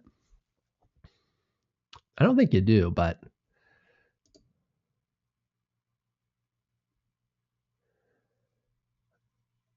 could you explain a negative review that you can't get removed in a seed question? Oh, I would not. I would not bring any more attention to that negative review. In fact, if I had a negative review that a competitor had voted up, or it's just kind of, just tends to be kind of hanging around in a visible section, probably my number one posted question would be something that would allow me to post a testimonial. But I wouldn't I wouldn't like ever like, bring up the fact of a negative review. Chris, hey Chris, how you doing? He suggests using Fiverr to vote up or down those questions. Thank you, Simon.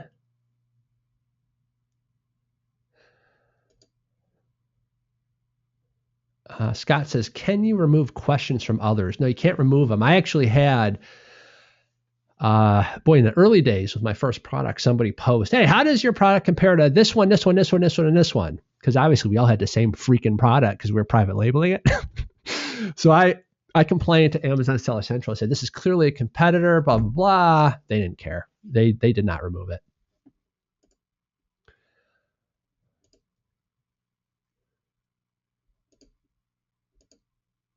Chris says Fiverr can vote anything up. You're probably right. Amy says, you're one stealthy, sneaky, brilliant guy. That's funny. Thanks, Amy. Oh, man, I love you guys. All right, check this out. Damn, we still have 2 more modules to cover.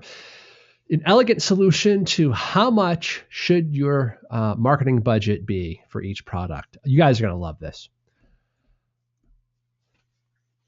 One of my heroes in business, a guy named Peter Drucker, said, all businesses are designed to bring in a customer, and that can only be accomplished through marketing and innovation. These are the only 2 functions of a business. Everything else is an expense. Think about that. He's saying marketing and advertising is the only thing that's a profit center. Everything else costs money. Marketing is everything, and everything is marketing. You can have the greatest product on planet Earth that can literally cure cancer, and if no one knows about it, you're screwed. You can have an inferior product and be a better marketer, and you can get rich. Not fair? That's how it works in business. So if there's one area that you want to master that I try to teach my Amazon Fast Track students is marketing skills. I give you good copywriting examples of emails and lead funnels. And I mean, everything I do can be improved, but sometimes speed and implementation is way more valuable than just kind of sitting around thinking one day I'll do that. If there's one 80-20 task that I guess I could inspire you to take seriously this month, it is the discipline of massive marketing implementation. Okay. Pretty much everything I've talked about so far today is marketing. So one of the big issues our fast trackers wrestle with is how much, Ben, should we be spending to market, advertise, rank our physical products? Now, I'm talking about after your initial product launch. Like once you're kind of, let's say, in homeostasis, you know, because you will spend more right out of the gate to, give away product or to market it. I'm talking about, once you've kind of exited the initial product launch stage and you're just kind of chugging along with your product, how much do you spend? I mean, what's reasonable is not. Because we got to adhere to a budget and there's got to be a discipline because we want to make a profit. We're not in this for bragging rights.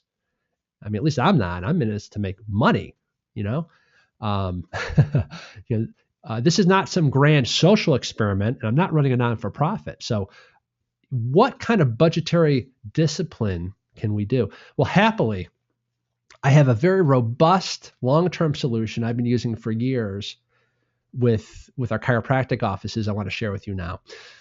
I love this graphic. Please don't make me budget, please. For the last 20 years, I've been running a practice management consultancy, and we specialized, we got known throughout the world for doubling and tripling these doctors' practices. We did it through the use of direct response marketing methods to drive a constant stream of patients through the doors, leads and just tons of stuff. So the question always came up. Now, this would always come up, especially when spending money was at a critical point, for a doctor who was maybe fresh out of, school and money was very tight. He'd say, Ben, I know I have to market, but how much should I be spending every month? Do I spend a lot, a little? I mean, do I just invent a fixed amount, $1,000 a month? What do I do? Those are valid, great questions. So this, it took me a few years and it wasn't until like 2003 that I eventually came up with an idea that I think is brilliant because it's simple and it worked for every single client. And it's been working well for almost 11 years now for those clients.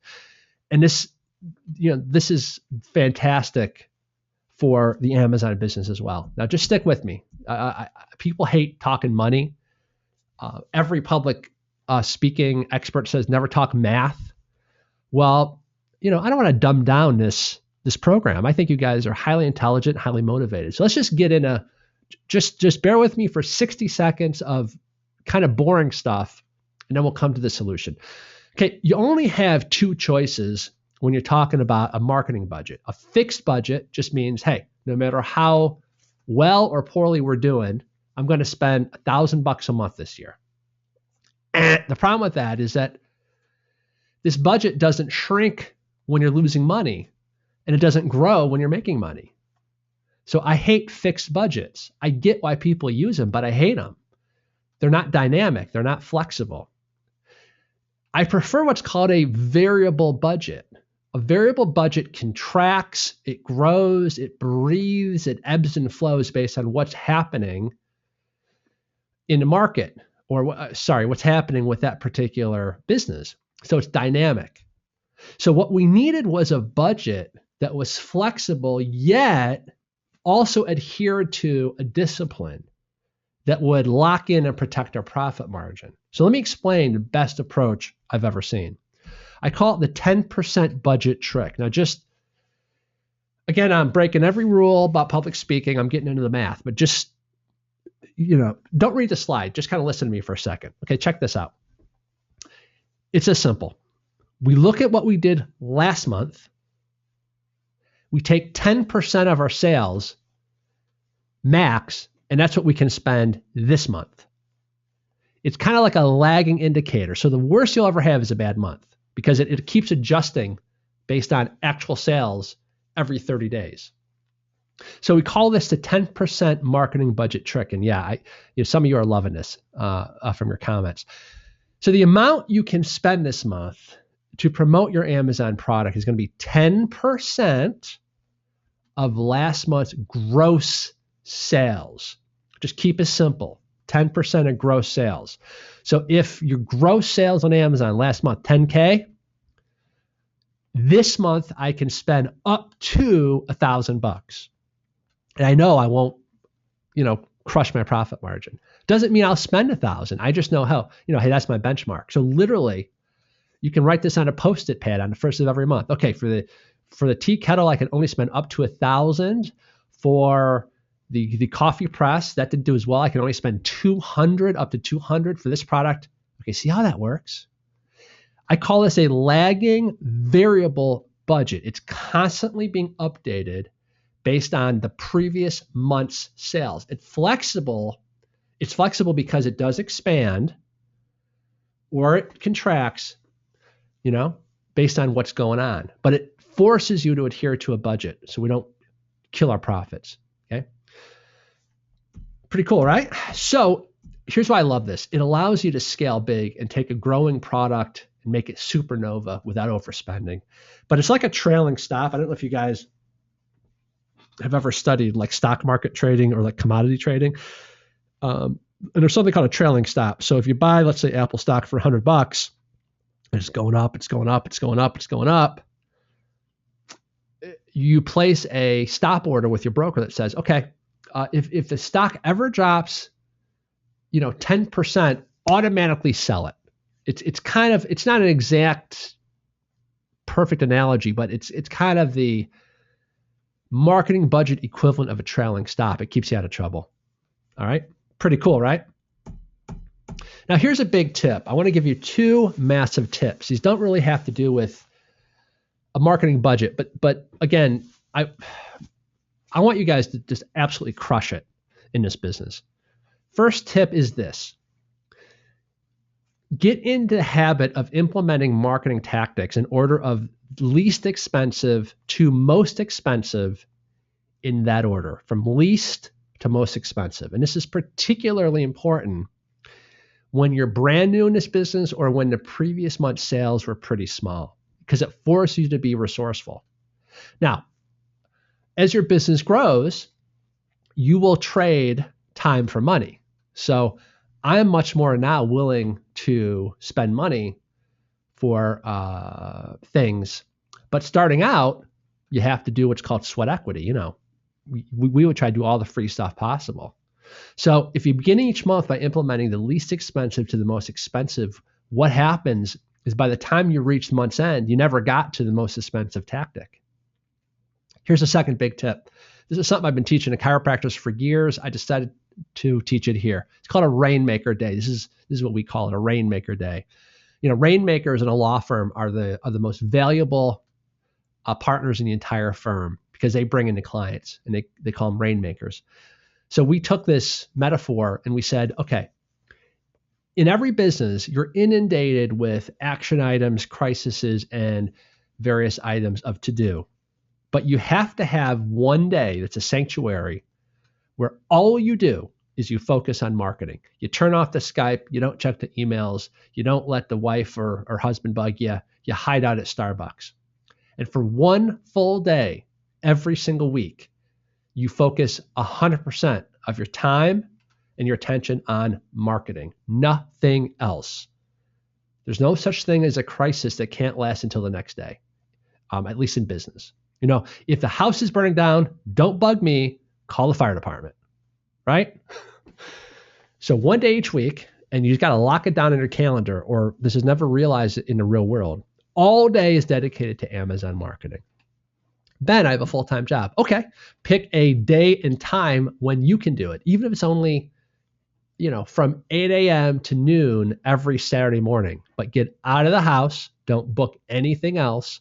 This is a schedule, or rather an appointment with yourself that cannot be broken, with the exception being if you're on vacation because you need that refresh time. Okay, but you're not allowed to commingle any other type of activity on a rainmaker day. Just head down, 100% massive action on marketing tasks, implementing the least expensive to the most expensive, depending on what you're making in your business. Okay, all I can tell you is this: I've never taught this to my fast trackers, but I've coached plastic surgeons that are multimillionaires, podiatrists, mostly chiropractors and dentists, to a person. They say that this discipline, when they actually follow through, was a single number one new habit that they ever did to forward their careers in terms of, they can attribute these breakthroughs, these massive increases directly back to this habit of doing one full rainmaker day. Okay. Because we all have these great intentions, but they never get done. Well, the most important thing, as Peter Drucker said, is marketing. But guess what? We always put it off. Me too. Well, now you can't hide anymore. You have to do it on a Rainmaker Day. I've been doing this for almost 15 years, and I personally attribute this single habit as the primary reason that, knock on wood, I've had a pretty successful business career. And I've had several different careers. I've owned nightclubs. I owned the largest handyman business in Vegas, and I can't literally, you barely operate a hammer. A practice management company, and Amazon. I swear, I am so ordinary. I'm just like you. I'm not a Mensa member, but these stupid little habits like a Rainmaker Day where I just focus the whole damn day on marketing, I can't stress how valuable that will be for you. I really want to kind of give you that gift, and just to trust me, give it a try for 90 days. You'll be amazed. All right, enough on that. Any questions? We still have one more module if you can believe it.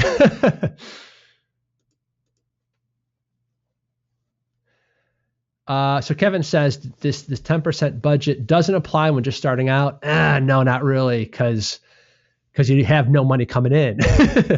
You have to give away a bunch of products so you can get friends and family reviews and get ranking. So this would more apply when you exit the initial product launch, period.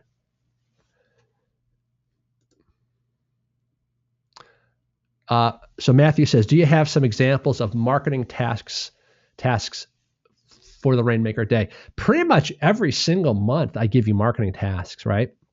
YouTube marketing. I just taught you, marketing and advertising, a funnel for, turning Amazon buyers into house lists. So that would be something you would do. I mean, literally just a plethora of stuff. So all that stuff in my mind falls under marketing.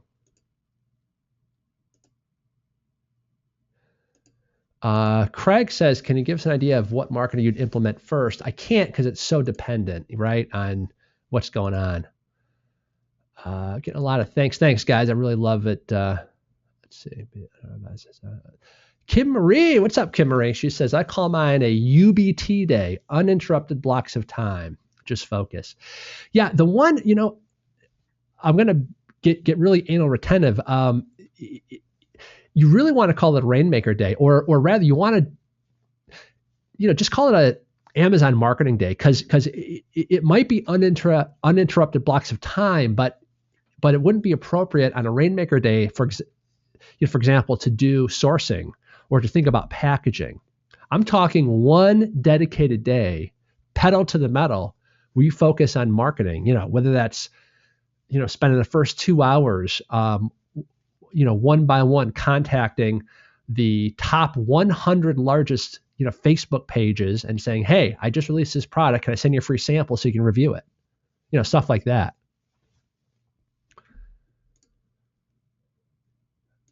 I'm getting a lot of questions of what free stuff, maybe I should cover that on a future module, because that's a great topic. Let me just make a note here. Free low cost Rainmaker Day activities. Yeah, that'd be a great topic. Maybe I should do a series. What do you guys think about that? What if every month I tried to share something killer that you guys could do that costs nothing or very, very low, that you guys can make sure you're always implementing, with no budget, or, even if you have a huge budget, that would still be beneficial. Is that something that you guys would like to see? Yeah, starting today.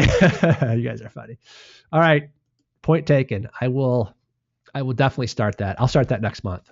Yeah, I love that idea. Thanks, guys. That's a great idea. You know what? Sounds like I also got to add the Rainmaker Day to our like monthly reminders of stuff that you guys should be doing. Mark says, does the marketing budget include the giveaways? No, it doesn't. I kind of separate that out. I'm more talking kind of a stabilized product. Let's call it a phase one product would be when you're in the product launch stage. You're giving away products to friends and family for reviews. You're probably break even, maybe losing a little bit on Amazon ads. You're just trying to get it, all the effort to push that item up the rankings. But then kind of once you're done with that big push, then you just kind of like stop spending gobs of money, to get it up there. And that's the point. Once you see what your real monthly sales are, that's when you would start to implement this. So this would be once it's in phase 2. Okay.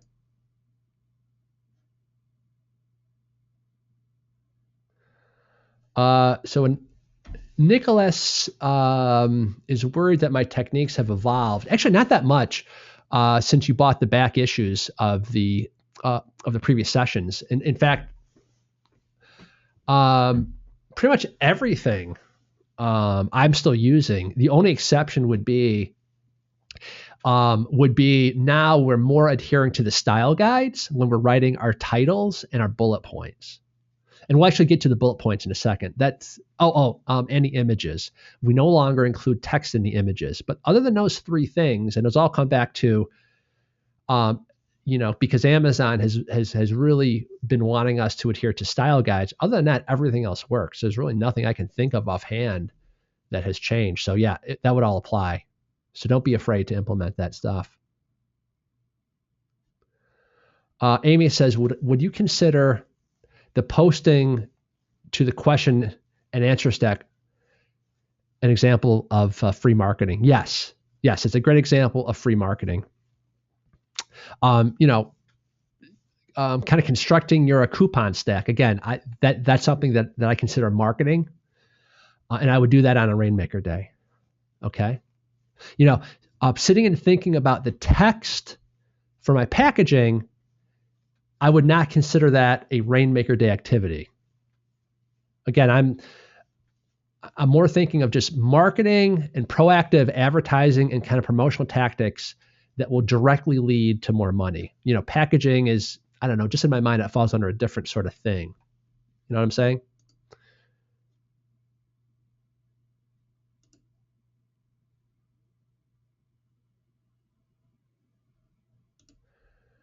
All right, awesome. Okay, let's keep going. We still have another segment here that I'm really excited to share with you. Guys, do me a favor. Go ahead and, just take a quick stretch because I want you guys fresh for this, all right? The typical Ben Cummings fashion. Loading into content. I actually had one person complain. They said, Ben, you teach too much stuff every month, and I had to laugh. I think I wrote back, or like Emily did, we would rather overwhelm you than underwhelm you with content. But I mean, hopefully you guys see this as all relevant content. I mean, I'm not just inventing weird content just to fill time. Trust me, if I get this done in an hour, I would love it. All right, you guys ready? Take a quick stretch, grab a sip of whatever you're drinking, and let's get to this bullet writing mastery workshop. Let's get you guys to become bullet writing masters. Now, what is going on? Why are some under-optimized listings that we all see, why do they sell so well? As this a t-shirt says, what the bleep is really going on? Because I have to untrain some of you that come from the Warrior Forum and the world of buying WSOs, versus how real, quote unquote, real consumers that are buying, physical products actually buy. And it's this. Well, hold on. Before I go down this path, let me just be the first person to state this. I got my roots. I started all my businesses as a long form direct response guy, the biggest advocate for long form sales letters. I would have fought you to the death saying long sales letters will outpull short sales letters, because that's what I was taught by Gary Halbert, by all my early idols. And you know what? I was wrong. For information products, as a general rule, that's true because you're selling a concept. You're selling paper and ink. However, again, I learned this the hard way. For physical products, that's the worst thing you can do because you're not selling paper and ink. And it's not a $1,000 sale like a Gary Halbert course. It's a $30 sale. Now, when you get into lower priced items, and all of us, I guarantee you, I mean, really anything under probably $50 would fall under the realm of impulse purchase for most consumers.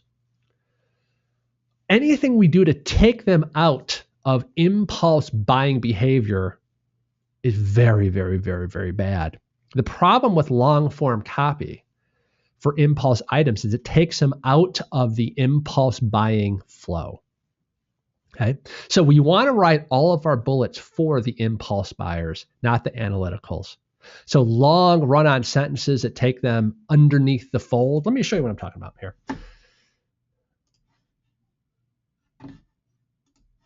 One second, let me just fire up Amazon.com. All right, so let's just type in baby carrier. All right, so when I say above the fold, by the way, look how short these bullets are. This whole area is above the fold, okay? The problem with breaking the above the fold, and by the way, this is not a new concept, so I did not invent above the fold. This was first taught by guys that were in the world of CPA, or cost per action, where they would get a fee if people would fill out forms, or also people that are really, really good at lead generation. They always try to keep the most pertinent information above the fold. Well, guess what? Amazon, the world's #1 e-commerce site, they adhere to the same model. To buy it, they don't have to scroll. Here's the button. It's all above the fold. This is what I call the prime real estate. This is the area where we have got to, if at all humanly possible, keep them above the fold so they buy. Once they start scrolling, whoop, whoop, danger happens. Look at other competitive products. Now look at our product description. If they're down in this area, you're really in trouble, because look at sponsored products, customers who bought this also bought. This is why, oh, and there's the question. Boy, look at this question. Just received this as a gift, but it's got a pretty awful new smell. Gee, look at, for something as popular as this, it only got 2 votes. So here, I'm going to help this guy out. I'm going to downvote it. All right. But anyway, look at that. Just that one thing moved it down to there. Pretty cool. But anyway, yeah, above the fold, this is what we mean. Only a fraction of people drop below the fold. Now, why would they drop below the fold? Most people look at the number of reviews, and if they're impulse buyers, not the analyticals, if the price is right, if this looks good, they're going to add to cart if it's what they're looking for. Those that are on the fence will go down to this area and just start kind of quickly looking at reviews. Their eyes scan over here, they look at the headlines, and then you get your other 1/3 of the population, and everything they do, they heavily research, and they're going to read literally like every line here, and they're not going to buy this one anyway because that's not enough research. They're going to look at the top 10, and finally, eventually, after marking all the information on spreadsheets, they're going to buy. I never write my listings for the third, for that 1/3 that I call the analyticals. I direct everything for the impulse buyers because I want them to buy now. Okay. So this is what we mean by above the fold. Just keep that in mind. Now, sorry, let me come back to this. So for impulse buyers, if we make them read too much stuff, it's just too much of a time investment for the measly $20. I'm telling you, you're going to get them out of that impulse buy mentality. And so what they do is they just bounce and they click on the next guy and, okay, this looks cool. I don't have to make that much of a freaking time investment to read his verbose bullets. Boom, let me buy this guy's. And guys, you just have to trust me. That's why some of these under-optimized listings outsell yours. It's crazy, right? And look, it took me a year to realize this. We are not our market. It's ma and pa kettle, middle America, driving a pickup truck. They don't read a lot. Look, we're freaks. We like to read. We like to jump on webinars. We like to learn. We're into personal, we're into personal development. We are weird. We are not the norm. We're a tiny percentage. The vast, majority, they buy stuff. They prefer short sentences. They don't read books. They favor simple concepts. They're online and they're easily distracted. And by the way, one of the big insights I had in this business is most people arrive at your Amazon listing looking for reasons not to buy. Isn't that crazy?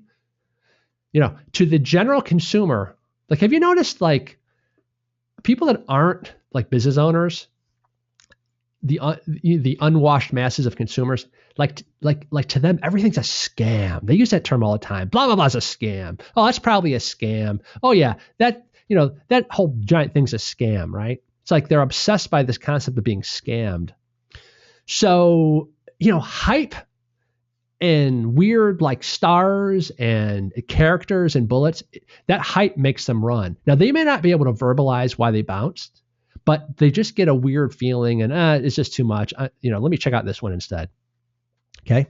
So anyway, you'd be stunned how successful some Amazon vendors are with the most boring fact-based bullets.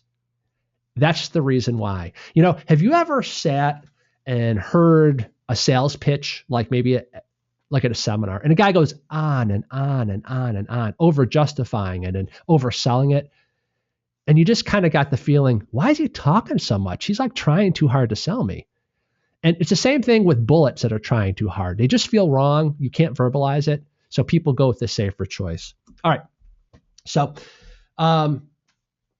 we already covered this. There actually was a Ma and Pa kettle. And this is what they look like. I don't know if it was a TV show or something, but I used to think it was just like, hey, Ma and Pa kettle, but there actually was a Ma and Pa kettle. Isn't that funny? Let me just make sure I'm not missing something here. 1 second. Oh, okay. So this is key. Look at the third bullet down. Think in terms of short, concise, engaging. Put 15 stars by engaging. Short, concise, engaging sentences. That's what I want you to think about your bullet. Don't think in terms of a WSO bullet. Think like a soundbite, a nightly news soundbite. So imagine what like the evening news lead story might sound like. So there's a guy named Brian Williams here in the States. If you're not from the States, this will not be relevant to you, but we recently found out he grossly exaggerated some of his reporting experiences. But anyway, if Brian Williams was still around, he'd say, dun, dun, dun, dun. And tonight, 3 people were rescued from a burning ship off the coast of California, right? One concise, fact-based, intriguing, engaging soundbite. That's how you need to look at your bullets, not as sales copy. Actually, you want to write them like a reporter. You might think, well, Ben, that sounds boring. No. Some of the best writers on earth are New York Times reporters, because to sell newspapers, they have to sell the sizzle, but they can't hype it and exaggerate it. So what they do is they write fact-based, but they do it in an engaging style. So just think in terms of sound bites instead of like bullet points, and you do very, very, very well. Bottom line is you need clarity and brevity. If you break that stride for the impulse buyer, when you cause them to think and scrutinize because of long copy, you risk giving them reasons not to buy. Okay, I think I belabored that point. Let's move on. All right, the crux of the technique is this. Again, put 15 stars by this. We're going to interweave features and benefits into a news bite type sentence. That's it. Interweaving features and benefits. Now, I got to show you guys something. You guys are going to owe me big time. I spent a bunch of money to buy you all this PDF. Now, just so you know, this PDF costs $39. She sells this all day long for $39. This is the best damn book I've ever read on writing e-commerce copy. And I bought you all a copy. I actually contacted Marcia earlier this week. I said, you know what? I've decided rather than just recommend it, I want to buy everybody in Amazon Fast Track Coaching a copy of this. She agreed with one caveat. You are not allowed to post this, to share it. This is copywritten. Take this, this is not like some, PLR crap. This is a real book she sells. And so this is for your use only. Promise, guys? I gave her my word that I would tell you guys this. It's called 73 Ways to Describe a Widget. Never be brain dead again when having to write catalog copy or sales material. You're going to love this. So this concept of interweaving features and benefits came from that book. Okay. Now, let me give you my interpretation of what a feature is and what a benefit is. Even if you already know what this is, you might like my definitions because we're going to be building a model here that will really aid you tremendously. A feature is a factual statement. Think fact, think a product detail about what the product does. Okay. The hat is red, small and lightweight, fits the iPhone 5, 5S, 6, and 6 Plus. Okay. A product detail. A benefit is, well, why should I care about that feature? Why should I care that it's red, that it's lightweight, that it fits the, all these different smartphones? So, like, in other words, why is that product detail awesome and useful to me? Some examples. Again, I just yanked these right off of Amazon. So this is, I think this first one or first two was for a Bluetooth speaker. And it says, 40 mmL, 6-watt acoustic drivers and ultra small size. That's all it said. Well, here's what I would write. The benefit of, this contains 40 mmL 6-watt acoustic drives, ensures a powerful wide spectrum of such sound that will fill any size room, right? That's how you weave the feature plus the benefit. Lifetime guarantee. That's a feature. It's really not a benefit. So the benefit of lifetime guarantee is, the reason you should care about it is because it will ensure that should you ever drop, damage, or misuse our product, you'll immediately be shipped a free one, no questions asked. See, that's feature and that's benefit.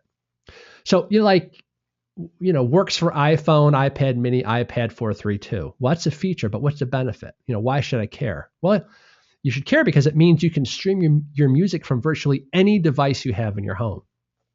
Feature, benefit. Now, I, for years, struggled with how to translate a feature into a benefit. Not translate it, but how to uncover the benefits. Okay. And we were doing this for doctors because, doctors would be using a certain technique. And I'd be like, oh God, other than the obvious one, like blah, blah, blah helps back pain, it gets kind of redundant if you keep saying, well, that helps with back pain. And well, this helps with back pain. And, the sexy metric was very, very low. Well, what I'm going to teach you next is freaking killer. Now, I learned this in the late 1990s. And I wish I could remember who I learned this from. This was not my invention, but it sounds like this. So name the product or feature, and we say, and what that means for you is blank. And what that really means for you is this. And what that ultimately means to you is this.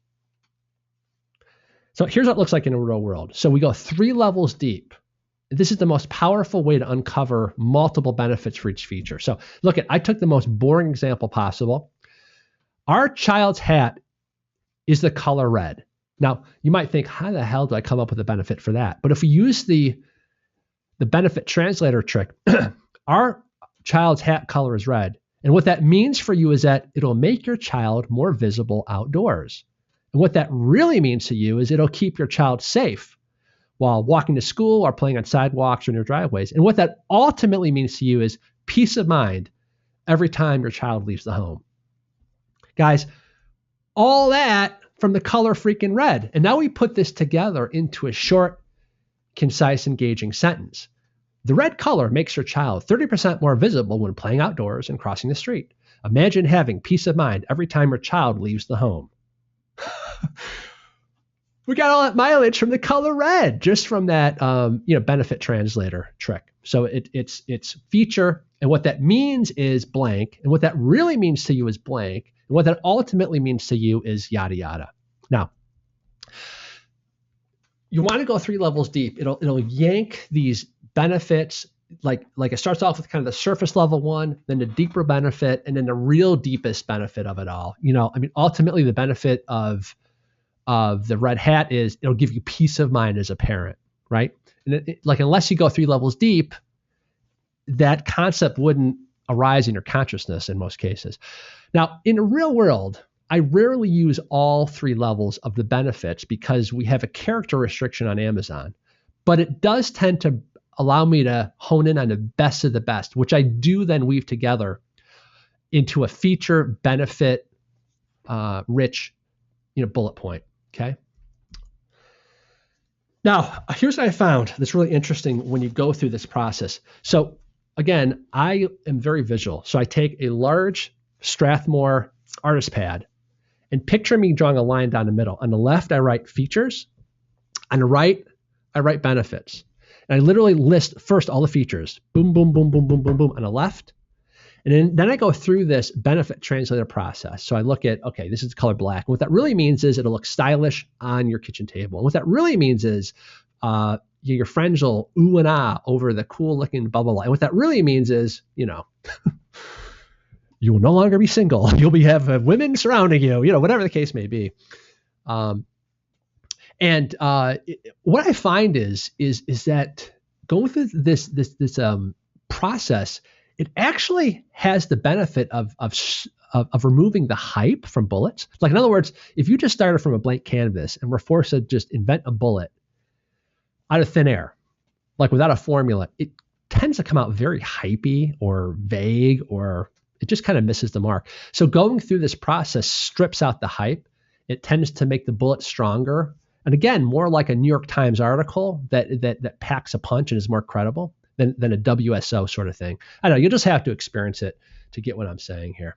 So anyway, let me walk you through the exact process. So I'm just giving you some of the framework, but let me actually walk you through one of the formulas. It's feature with a linkage phrase and then a benefit. Now this I learned right out of Marcia Yudkin's book, okay? And she gives numerous examples of what this looks like. So a linkage phrase would be more than 300,000 words defined, ensuring blank. So this is the feature. This is the benefit. You need a word or phrase that links the feature and the benefit, okay?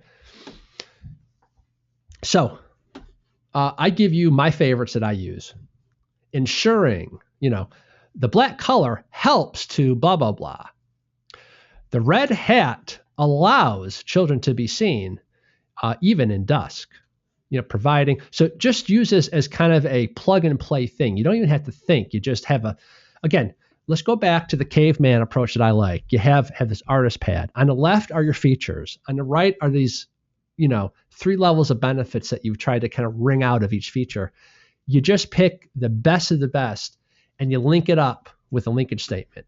It's the color black, ensuring blah, blah, blah. Now, this is the master formula.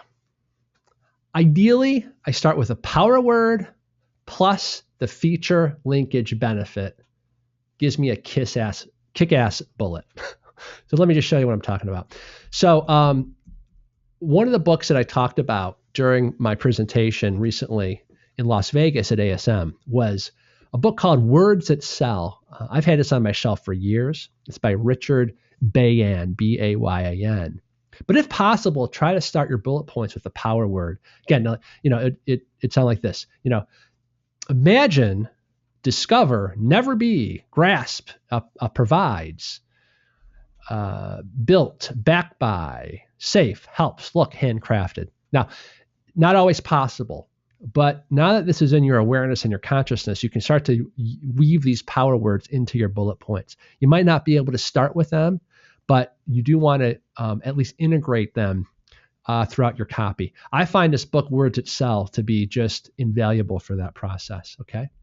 In fact, let me give you, right in my home office, this is what I pull off the shelf along with my artist sketch pad and my colored Sharpie markers.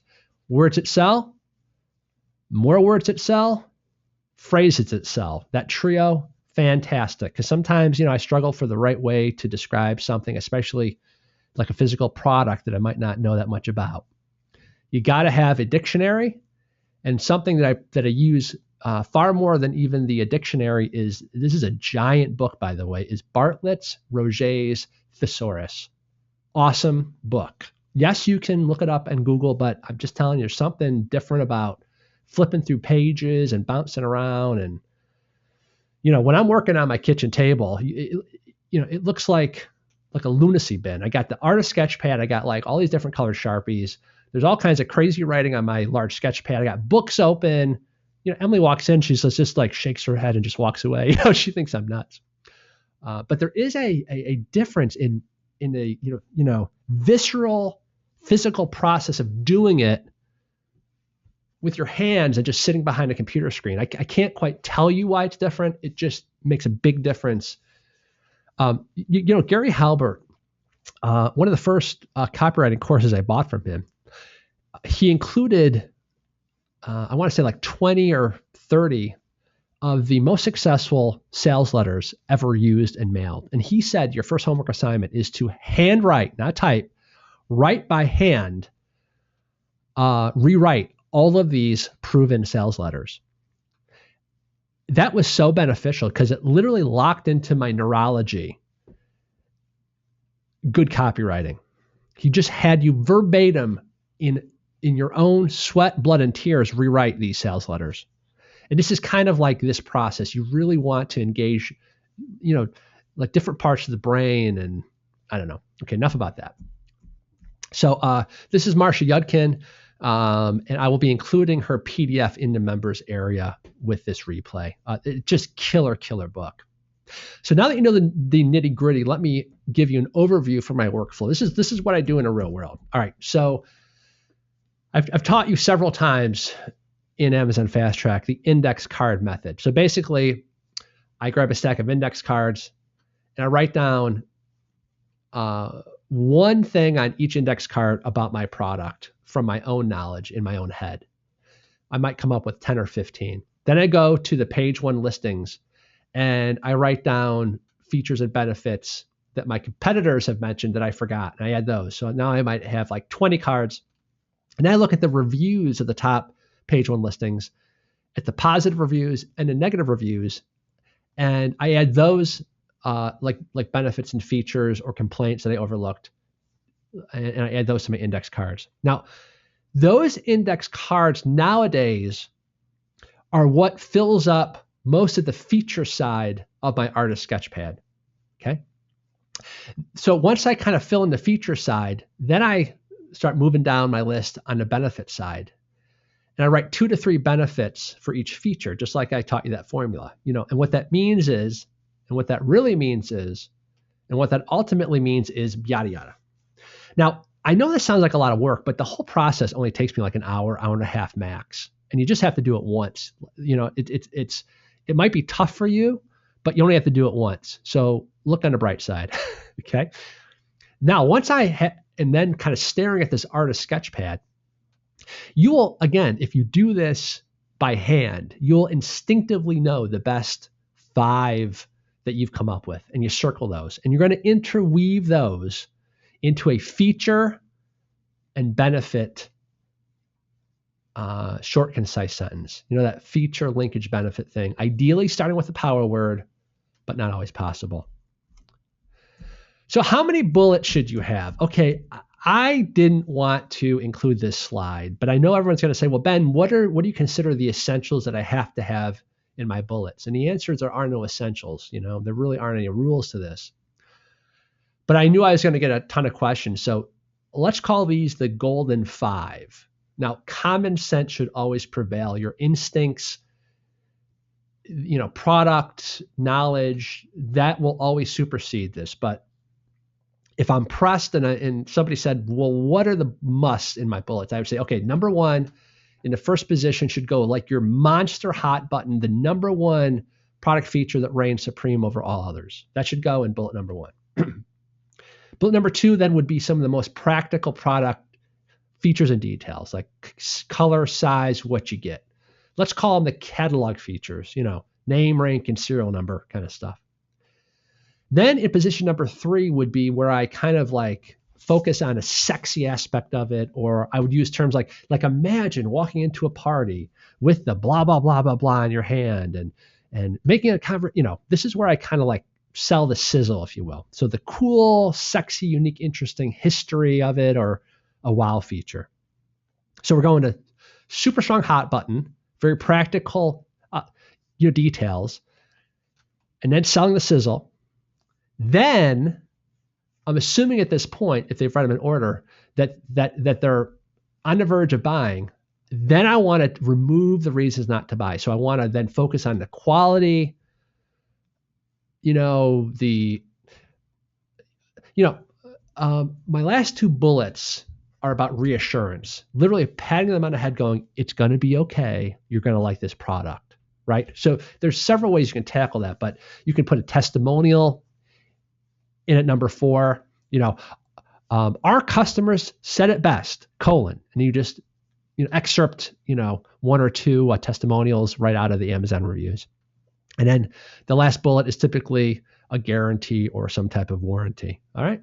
Again, though, please don't nitpick my list. This is just if I was hard pressed and you guys said you have to give me an answer, this would be a general flow for bullets. But I never lock myself into this formula personally. I trust my instincts. I look at my artist sketch pad and I'll circle my best 5 and I'll run with those. Okay. Now, I'm not going to go through these, but you should go through these yourself later when you download the slides. So I call these the 23 formulas. A lot of these were based on Marcia Yudkin's 73 list here. This is so killer that I want to give you a couple examples, but I want to tell you in the real world how I use these. All right, so let me just show you the section here. It starts on page, 7. 73 ways to describe a widget. So this is like, she more poses a question to get the juices flowing. And it's incredible. Like if you just kind of scan through her list, and I've sort of given you like the best of the best list with like some of my additions that I've added over time, how it just brings up these awesome new benefits and features that I just kind of forget about or I didn't think about. So her first one says, what problem does the widget solve and for whom?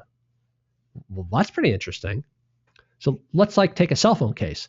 What problem does the cell phone case solve? Well, if you drop it due to the unique yada yada, its odds of breaking are reduced by 75%. And whom does this problem solve it for? And I'd be thinking, okay, well, mothers, where the kids grab the phone and they try to slam it on the ground, or people that are very mobile and are bending over and their phone's constantly falling out, or like clumsy people, And again, I'm just making this up out of thin air, but you just kind of go through this list. If there really isn't a problem, can you make one up? Right? And she gives an example. Who or what is the product good enough for? What famous person is not using the widget but can serve as a point of comparison? And there's just some phenomenal stuff in here. So I use it as like a big brainstorming tool to not only come up with bullets, but also copy for the product description. Now, let me just walk you through quickly. I'm not going to go through all 23 because we'll be bored to death. But this is usually one of my favorite questions. What's the number one reason why this product is better than others? Not the 15 reasons, the number one reason. Okay. What makes this product fun or a pleasure to use? Right? Isn't that a great question? So why do you need this product? You need this product to protect your iPhone from breaking. How does the product work? How do you use it? So this is pretty self-explanatory. Again, I consider this an e-commerce copywriting brainstorming list. You don't spend too much time in this. You just kind of bounce around. What doesn't the product have that makes it superior? Our supplement does not contain unneeded fillers, this, that, or the other thing. We also don't do testing on animals, and we don't include any sugars or yada yada. I'm just trying to think if there's anything I have to add about this. Hold on, let me just flip through some notes here very quickly. Hold on. Just see if there's anything that might be confusing.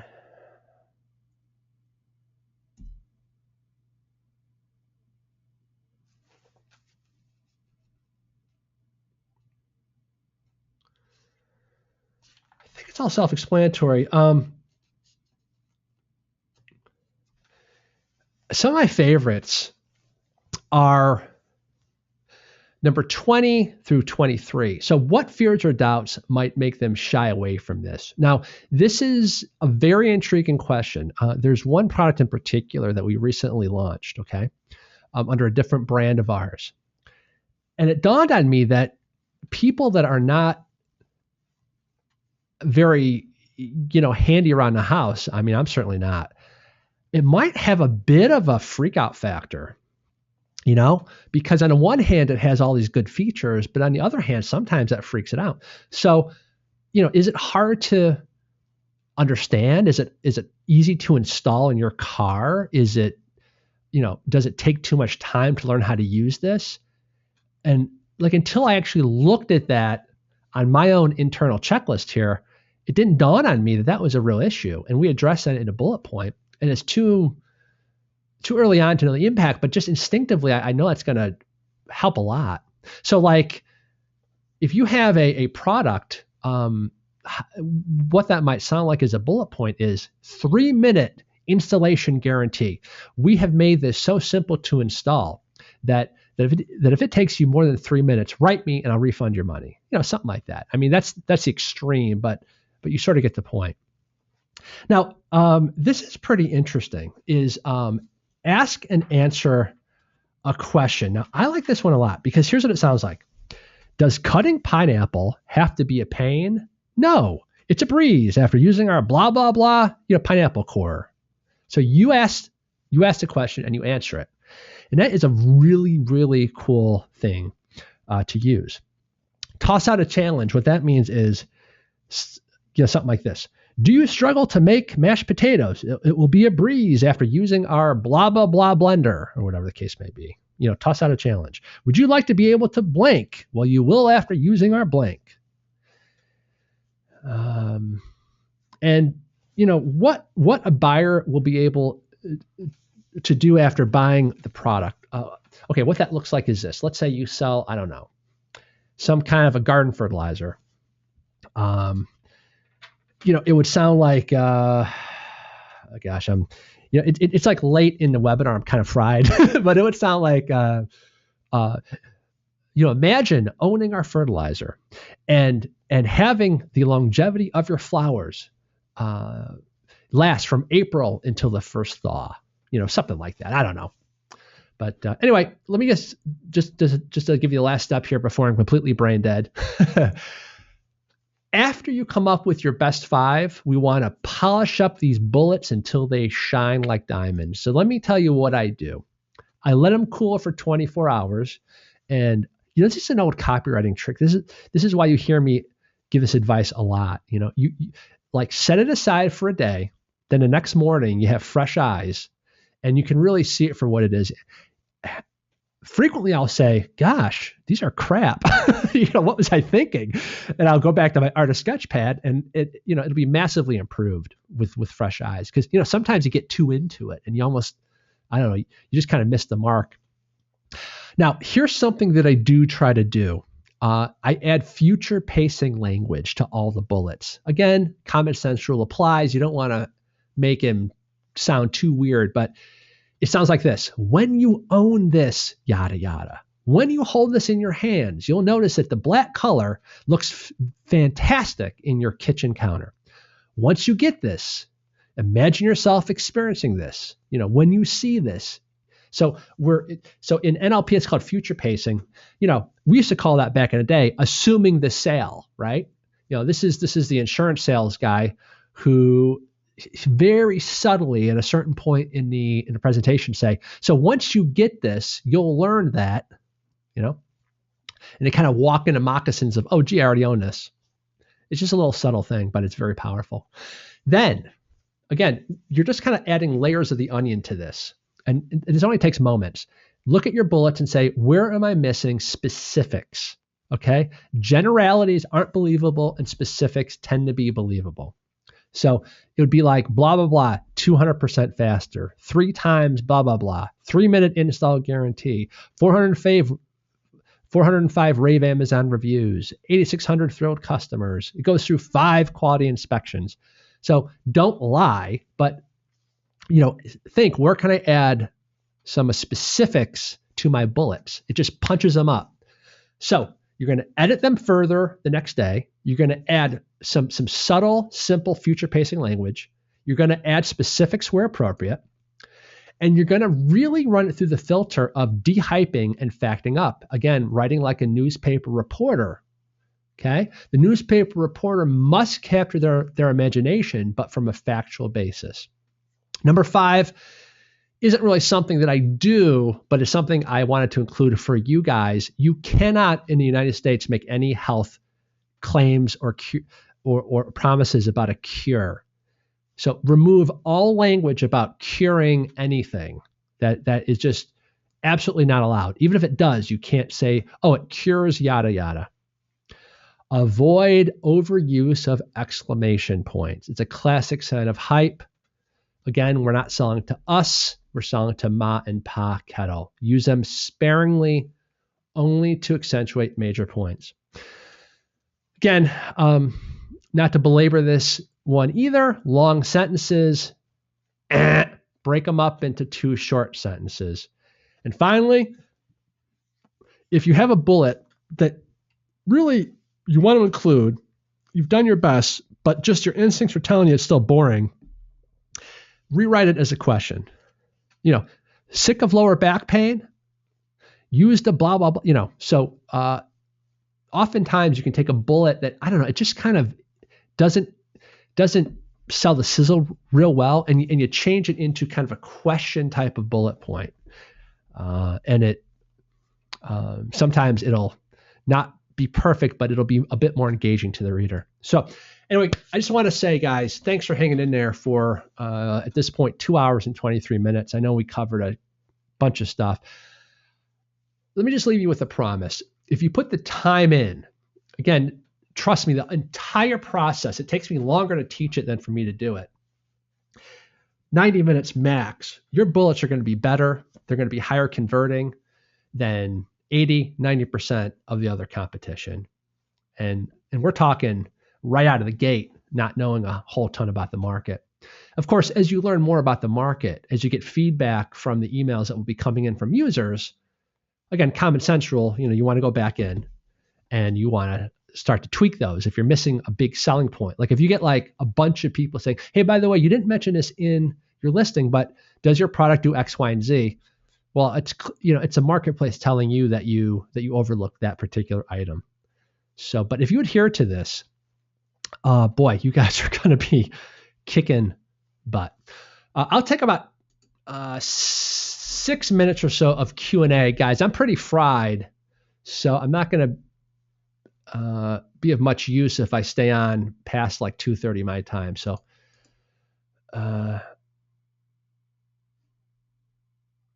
okay, so Nico says, in the style guide for beauty, Amazon says you can't have a punctuation. Only a semicolon is allowed. Should we just disregard this rule?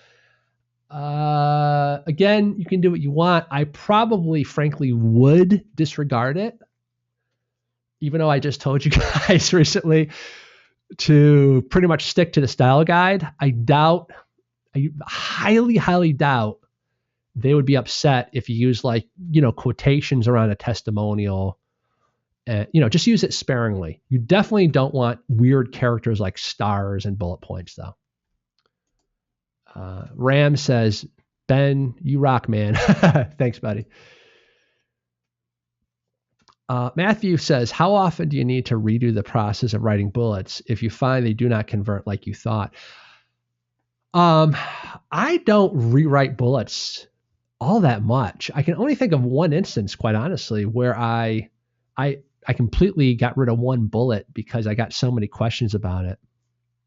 But, keep in mind, if you go through my index card process, you really can't screw this up. It's basically taking the best of the best. You're looking at what is proven to sell in your competition's listings. You're adding those to your index cards.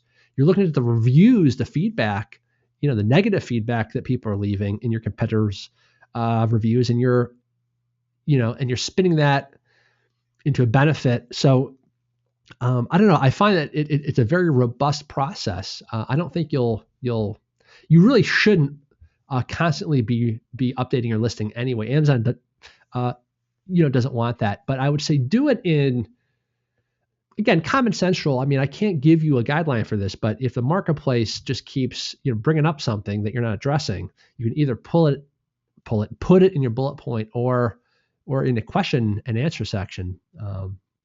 So anyway. Rebecca says, by the way, Ma and Pa Kettle were in a series of very popular funny movies in the 30s and 40s. Damn, Rebecca, you're good. Well, that's interesting. Let's see. How do we balance short bullets with putting in the keywords that help us get ranking for those search phrases? You brought up a good point I did not address in that module. Yeah. It's a balancing act, right? Yeah, I mean, it is absolutely a balancing act. Well, there's one example that I want to give of what not to do, but I'm kind of honor bound not to talk about it. But let's just put it this way. You can overdo the keyword stuffing. And I have found that ultimately, here, let me just give you the Ben is somewhat, mentally fried answer. I don't go too crazy with keyword stuffing. I just look at the most obvious 6 to 12, keywords that I must have high, visibility for. And I personally find that it's fairly easy to weave those in between the search fields. And remember, you don't need to repeat those in a title. So they either need to be in the search field or the title or the bullets. And so I find it's not that difficult to do. But thank you for bringing that up, because I completely overlooked that topic in my slides. Beth, thank you so much for that comment. I really appreciate it, Beth. Cam says, my conversion rate is around 25%, and I have paragraphs for my bullet points. Should I mess around with them? No. Somebody emailed me and said, hey, Ben, I happen to know one of your brands, and, you're not actually practicing what you're preaching for this one listing. I can't remember what he, like what exactly he said. And I said, absolutely right, because it's working. So I'm not going to mess with it. But and then I went on to tell him that for our new brands, we are adhering, rather strictly, to the style guides. But yeah, I mean, I have certain products that are doing very, very well that I don't want to mess with, But if I'm going to kind of toe the line until I get slapped gently and they say, oh, you got to shorten up these bullets. Fine. Then I'll readdress them. But no, Cam, I'm with you. I have certain product listings that I feel it won't get me in trouble, but they toe the line. Right. So I'm just going to let them sit because, they're doing so well for us. So yeah, I would not mess with that listing under that example. Amy Christian says, what about keywords, Ben? Yes. You were right, and I already answered that. Let's see. Jose says, do you have multiple brands under the same seller account? No. We own multiple Amazon Seller Central accounts with Amazon's permission, both for privacy and for diversity, because I'm constantly paranoid. What if, I don't know, just some rep at Amazon, doesn't like something we're doing. I want to have that, flexibility there. Now, that being said, when I first started out with one product, it makes no sense to have multiple Amazon Seller Central accounts. But every one that I opened, I did it with their permission, and I explained why. Okay.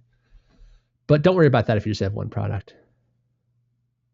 What was the company for inserts again? It was uprinting.com. Let me see if I can put this into the chat box here, okay? There we go. I think all of you should be able to see that. Sent to all. There we go. Okay. And there's others. This is just one that I use and recommend.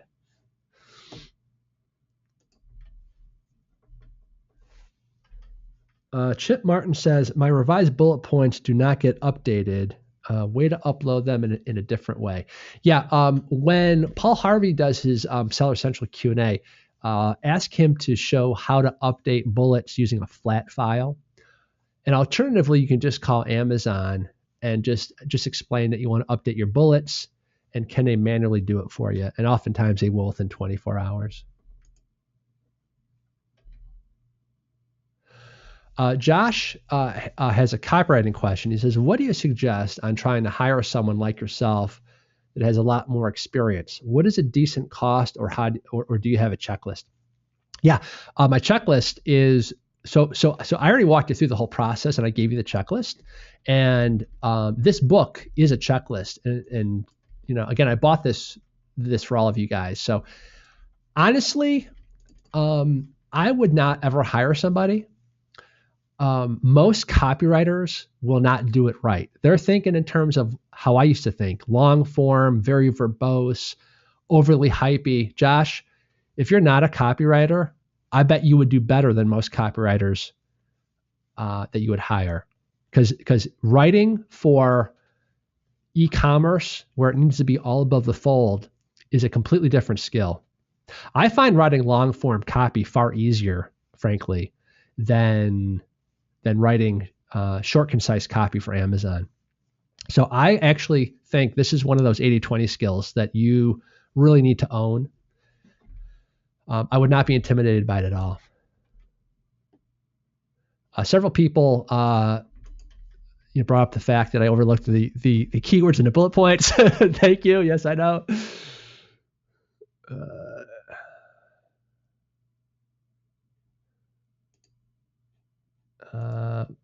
Mark Passay, how are you, buddy?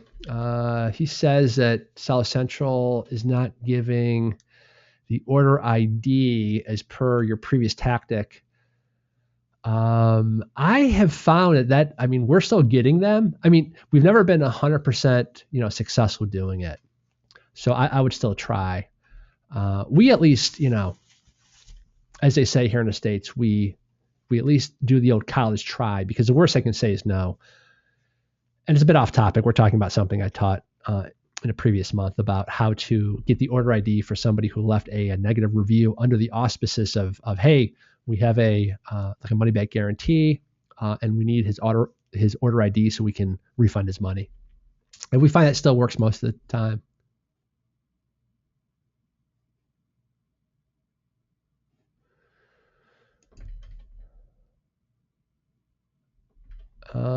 Nico says, thank you very much, Ben. I needed a bit of a pickup as recently my product got hijacked and everything seemed to go against me. Oh man, I know. Hey, I've been there. and he says, today's webinar just really helped me to get going again. Brilliant webinar as always. Many thanks, Nico. Thank you, buddy. I appreciate it. And guys, I would really appreciate it. I'd love it if you guys would post your thoughts about Amazon Fast Track in the Facebook group, not the main one, but the ASM Masters one, the Jason Wilson one. I would love it if you kind of get the word out there. So Kelly says, I heard they're taking down listings with image stars or HTML markups. I still see a lot at Amazon. Yeah, I know. I do too. But don't do it. There's just huge number of Amazon listings. So they might have not gotten busted yet, but at some point they're going to be asked to remove those, or they'll just lock the listing. I actually haven't heard of listings literally taken down, but they will lock the listing until you fix it. Nicholas says, I get so inspired on these sessions. Thank you so much. Well, I appreciate those words. I really do.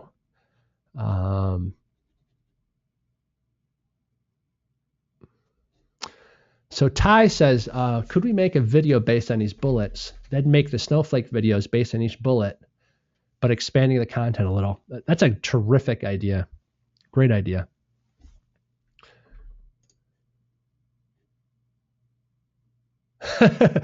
So like Brian and Heather are having pity on me. They wrote, please don't feel you have to be afraid and keep going. You guys are funny. Kevin says, Ben, my wife has been trying to get me to shorten my writing for months. Now I have 2 wives nagging me. Thanks a lot. Oh, that's funny. Ram says, I need an entire month in absorbing the materials you present monthly. Well, good. Thanks, Ram. Thanks, Kevin. Thanks, Jose. Jay says, if you write the feature and benefit for each bullet point, it may still be pretty long. Yeah, I know. That's why I say, wait 24 hours and then re-edit so it's even shorter. Should we sacrifice some benefits if it's too long? Oh, I hate that question because it kind of depends, Sometimes I will leave a bullet point that just visually looks a little long, but it's so yummy and juicy, I can't find myself. I just can't edit it,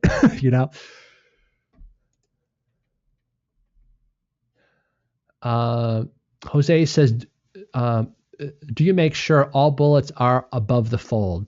All right, at risk of being a hypocrite, so my old listings where I didn't know better, they do drop several of them underneath the fold. And I'm not going to mess with them because they're working. However, I almost guarantee you, I know this now, that if I were to shorten them up, I guarantee you I'd make more sales. I just can't get myself to do it. I just don't want to mess up my listing. But all new listings, yes, we are adhering to that formula. Matthew says, is it okay to use caps with certain phrases in your bullets? I don't, but sometimes I will start off my bullets with a couple capitals and then colon. So like, 100% guarantee, colon, and then I'll kind of have a sentence about that.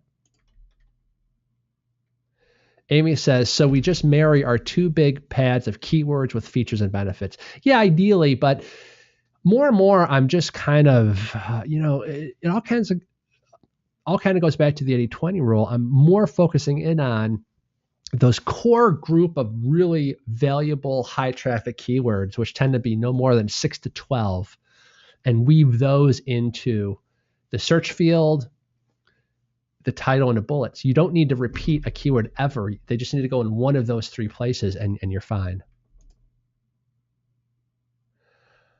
Ram says, so the keywords can be embedded in both the title and bullets without repetition. I don't like the way you worded that. So let me just make sure that I give the correct instruction. In studying the Amazon A9 search algorithm, I learned, and I have, so in my presentation that I did in Vegas, which hopefully they're going to release, and I'll make sure you guys have a copy of it in your members dashboard. Amazon themselves have stated that you do not need, okay, let's say that your main keyword is Bluetooth speaker. You don't need it in the search field and the title. You need it in one or the other. So you can really load up a lot of these keywords because you don't need to repeat them in any area. You don't need to repeat them. So they only need to appear once, either in search field or the title or the bullet point. I have found that putting any keywords in the product description will not do you any benefit whatsoever. The only benefit would be a Google ranking benefit, but even then it's somewhat suspect. So Rebecca says, should we use this short and concise bullet method for our titles now too? The title's a bit different. You want to start with your brand name, then you start with your main keyword, and then you put your USP. So it would be like Nike clay court tennis shoes, #1 ranked tennis shoes by professional pros everywhere. So brand name followed by the the root, the main keyword, followed by your USP, your unique selling proposition. I mean, that's how I'm doing it. Trevor, thanks so much for the comment. I do appreciate it. Erica says, what about if my product is converting at 18%? Should I change my bullets? No, that's a pretty good conversion rate. I would just keep chugging along. I'd say if you're doing anywhere a conversion rate of 15% or higher, then maybe I wouldn't change anything, you know? Steve Miller, named after the band, says, how can I have multiple Seller Central accounts? If you want to, when I do the Q&A, go ahead and post that as one of the pre-submitted questions, and I'll just kind of quickly go through how I did it.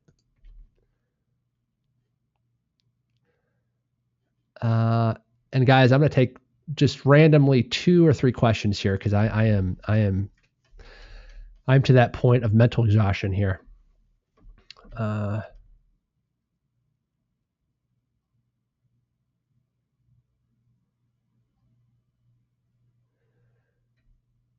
see. Yeah, Chris. I did answer that question. I would say roughly anywhere from 15% a conversion rate or higher. I probably wouldn't screw around with those bullet points. And by the way, don't ever be depressed when people are throwing out these super high conversion rates in like the Facebook groups, because I have certain products that just in general, they just have an overall lower conversion rate. And I have other product categories where they just seem to just trend much higher. It does seem to be somewhat category or product specific. So you don't want to live and die by these rules of thumb. Like, I don't want to mention the guy's name, but he's doing very, very well. And his conversion rate is only about 8%. But for his product category, as far as we can tell, because we used, the crystal ball method, and he just heard from people at Amazon that he knows that he has one of the higher conversion rates for that product category. But there's other sort of, product categories where, 12% is not unusual. It does depend. There is no set rule of thumb for what an average conversion rate needs to be, et cetera, et cetera, et cetera. I used to think there was, but there really isn't. And there's other factors that play into this. For example, I guarantee you in January, the conversion rate for garden tools was lower than it's going to be in May. So, seasonality plays into it as well. Things like that. Check out my post there, Ben. Amy, I'm not sure what you're talking about. Thanks, guys. Craig already answered this one. Where you find the 3 email templates for Feedback Genius was in January. Thanks to Charles Hammer at the 117-minute mark, he says.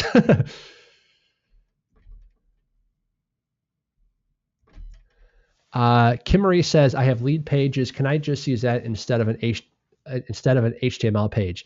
Yeah, you can. I don't know if you're going to have a template that will work perfectly for it, but I'm sure you can make it work.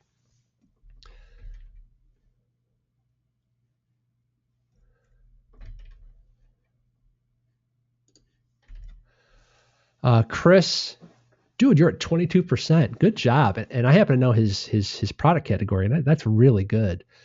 I had a chance to hang out with Chris in Cabo. Chris is awesome. Awesome. And very patient with my wife, right, Chris? Craig, I already answered that one, buddy. Chip says, good job, and thanks for the book. Thanks, buddy. Appreciate it. Oh, okay, Amy, thank you. Now I got what you're saying. So Louise says her conversion rate recently dropped from around 18% to below 10% in the last week. Okay, you want to measure this over time. That's something that I was doing wrong. Like in other words, you don't want to log in, let's say today, and go, holy crap, is it 10%?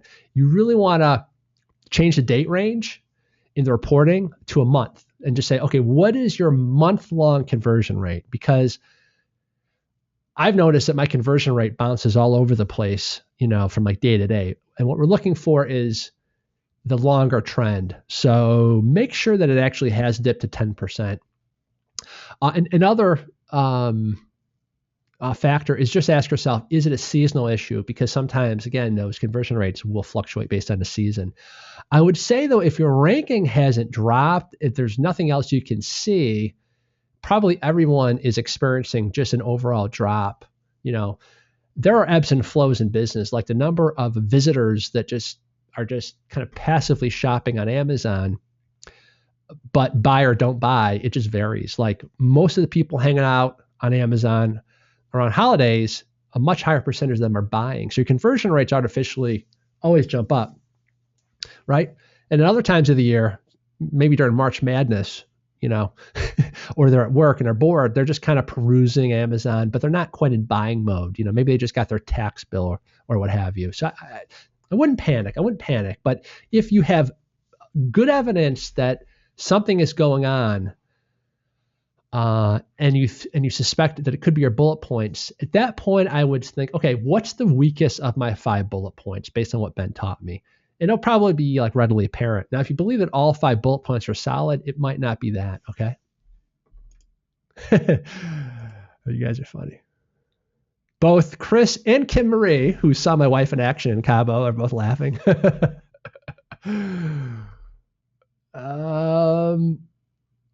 Jay, you can't use the same Feedback Genius account for multiple Seller Central accounts, unfortunately. Yeah, I own multiple Feedback Genius accounts. Sadly, I wish I didn't have to do that, but they don't allow multiple ones just because the back end of them is such that it pulls data from whatever it is, the API. So I don't even know how they would do that.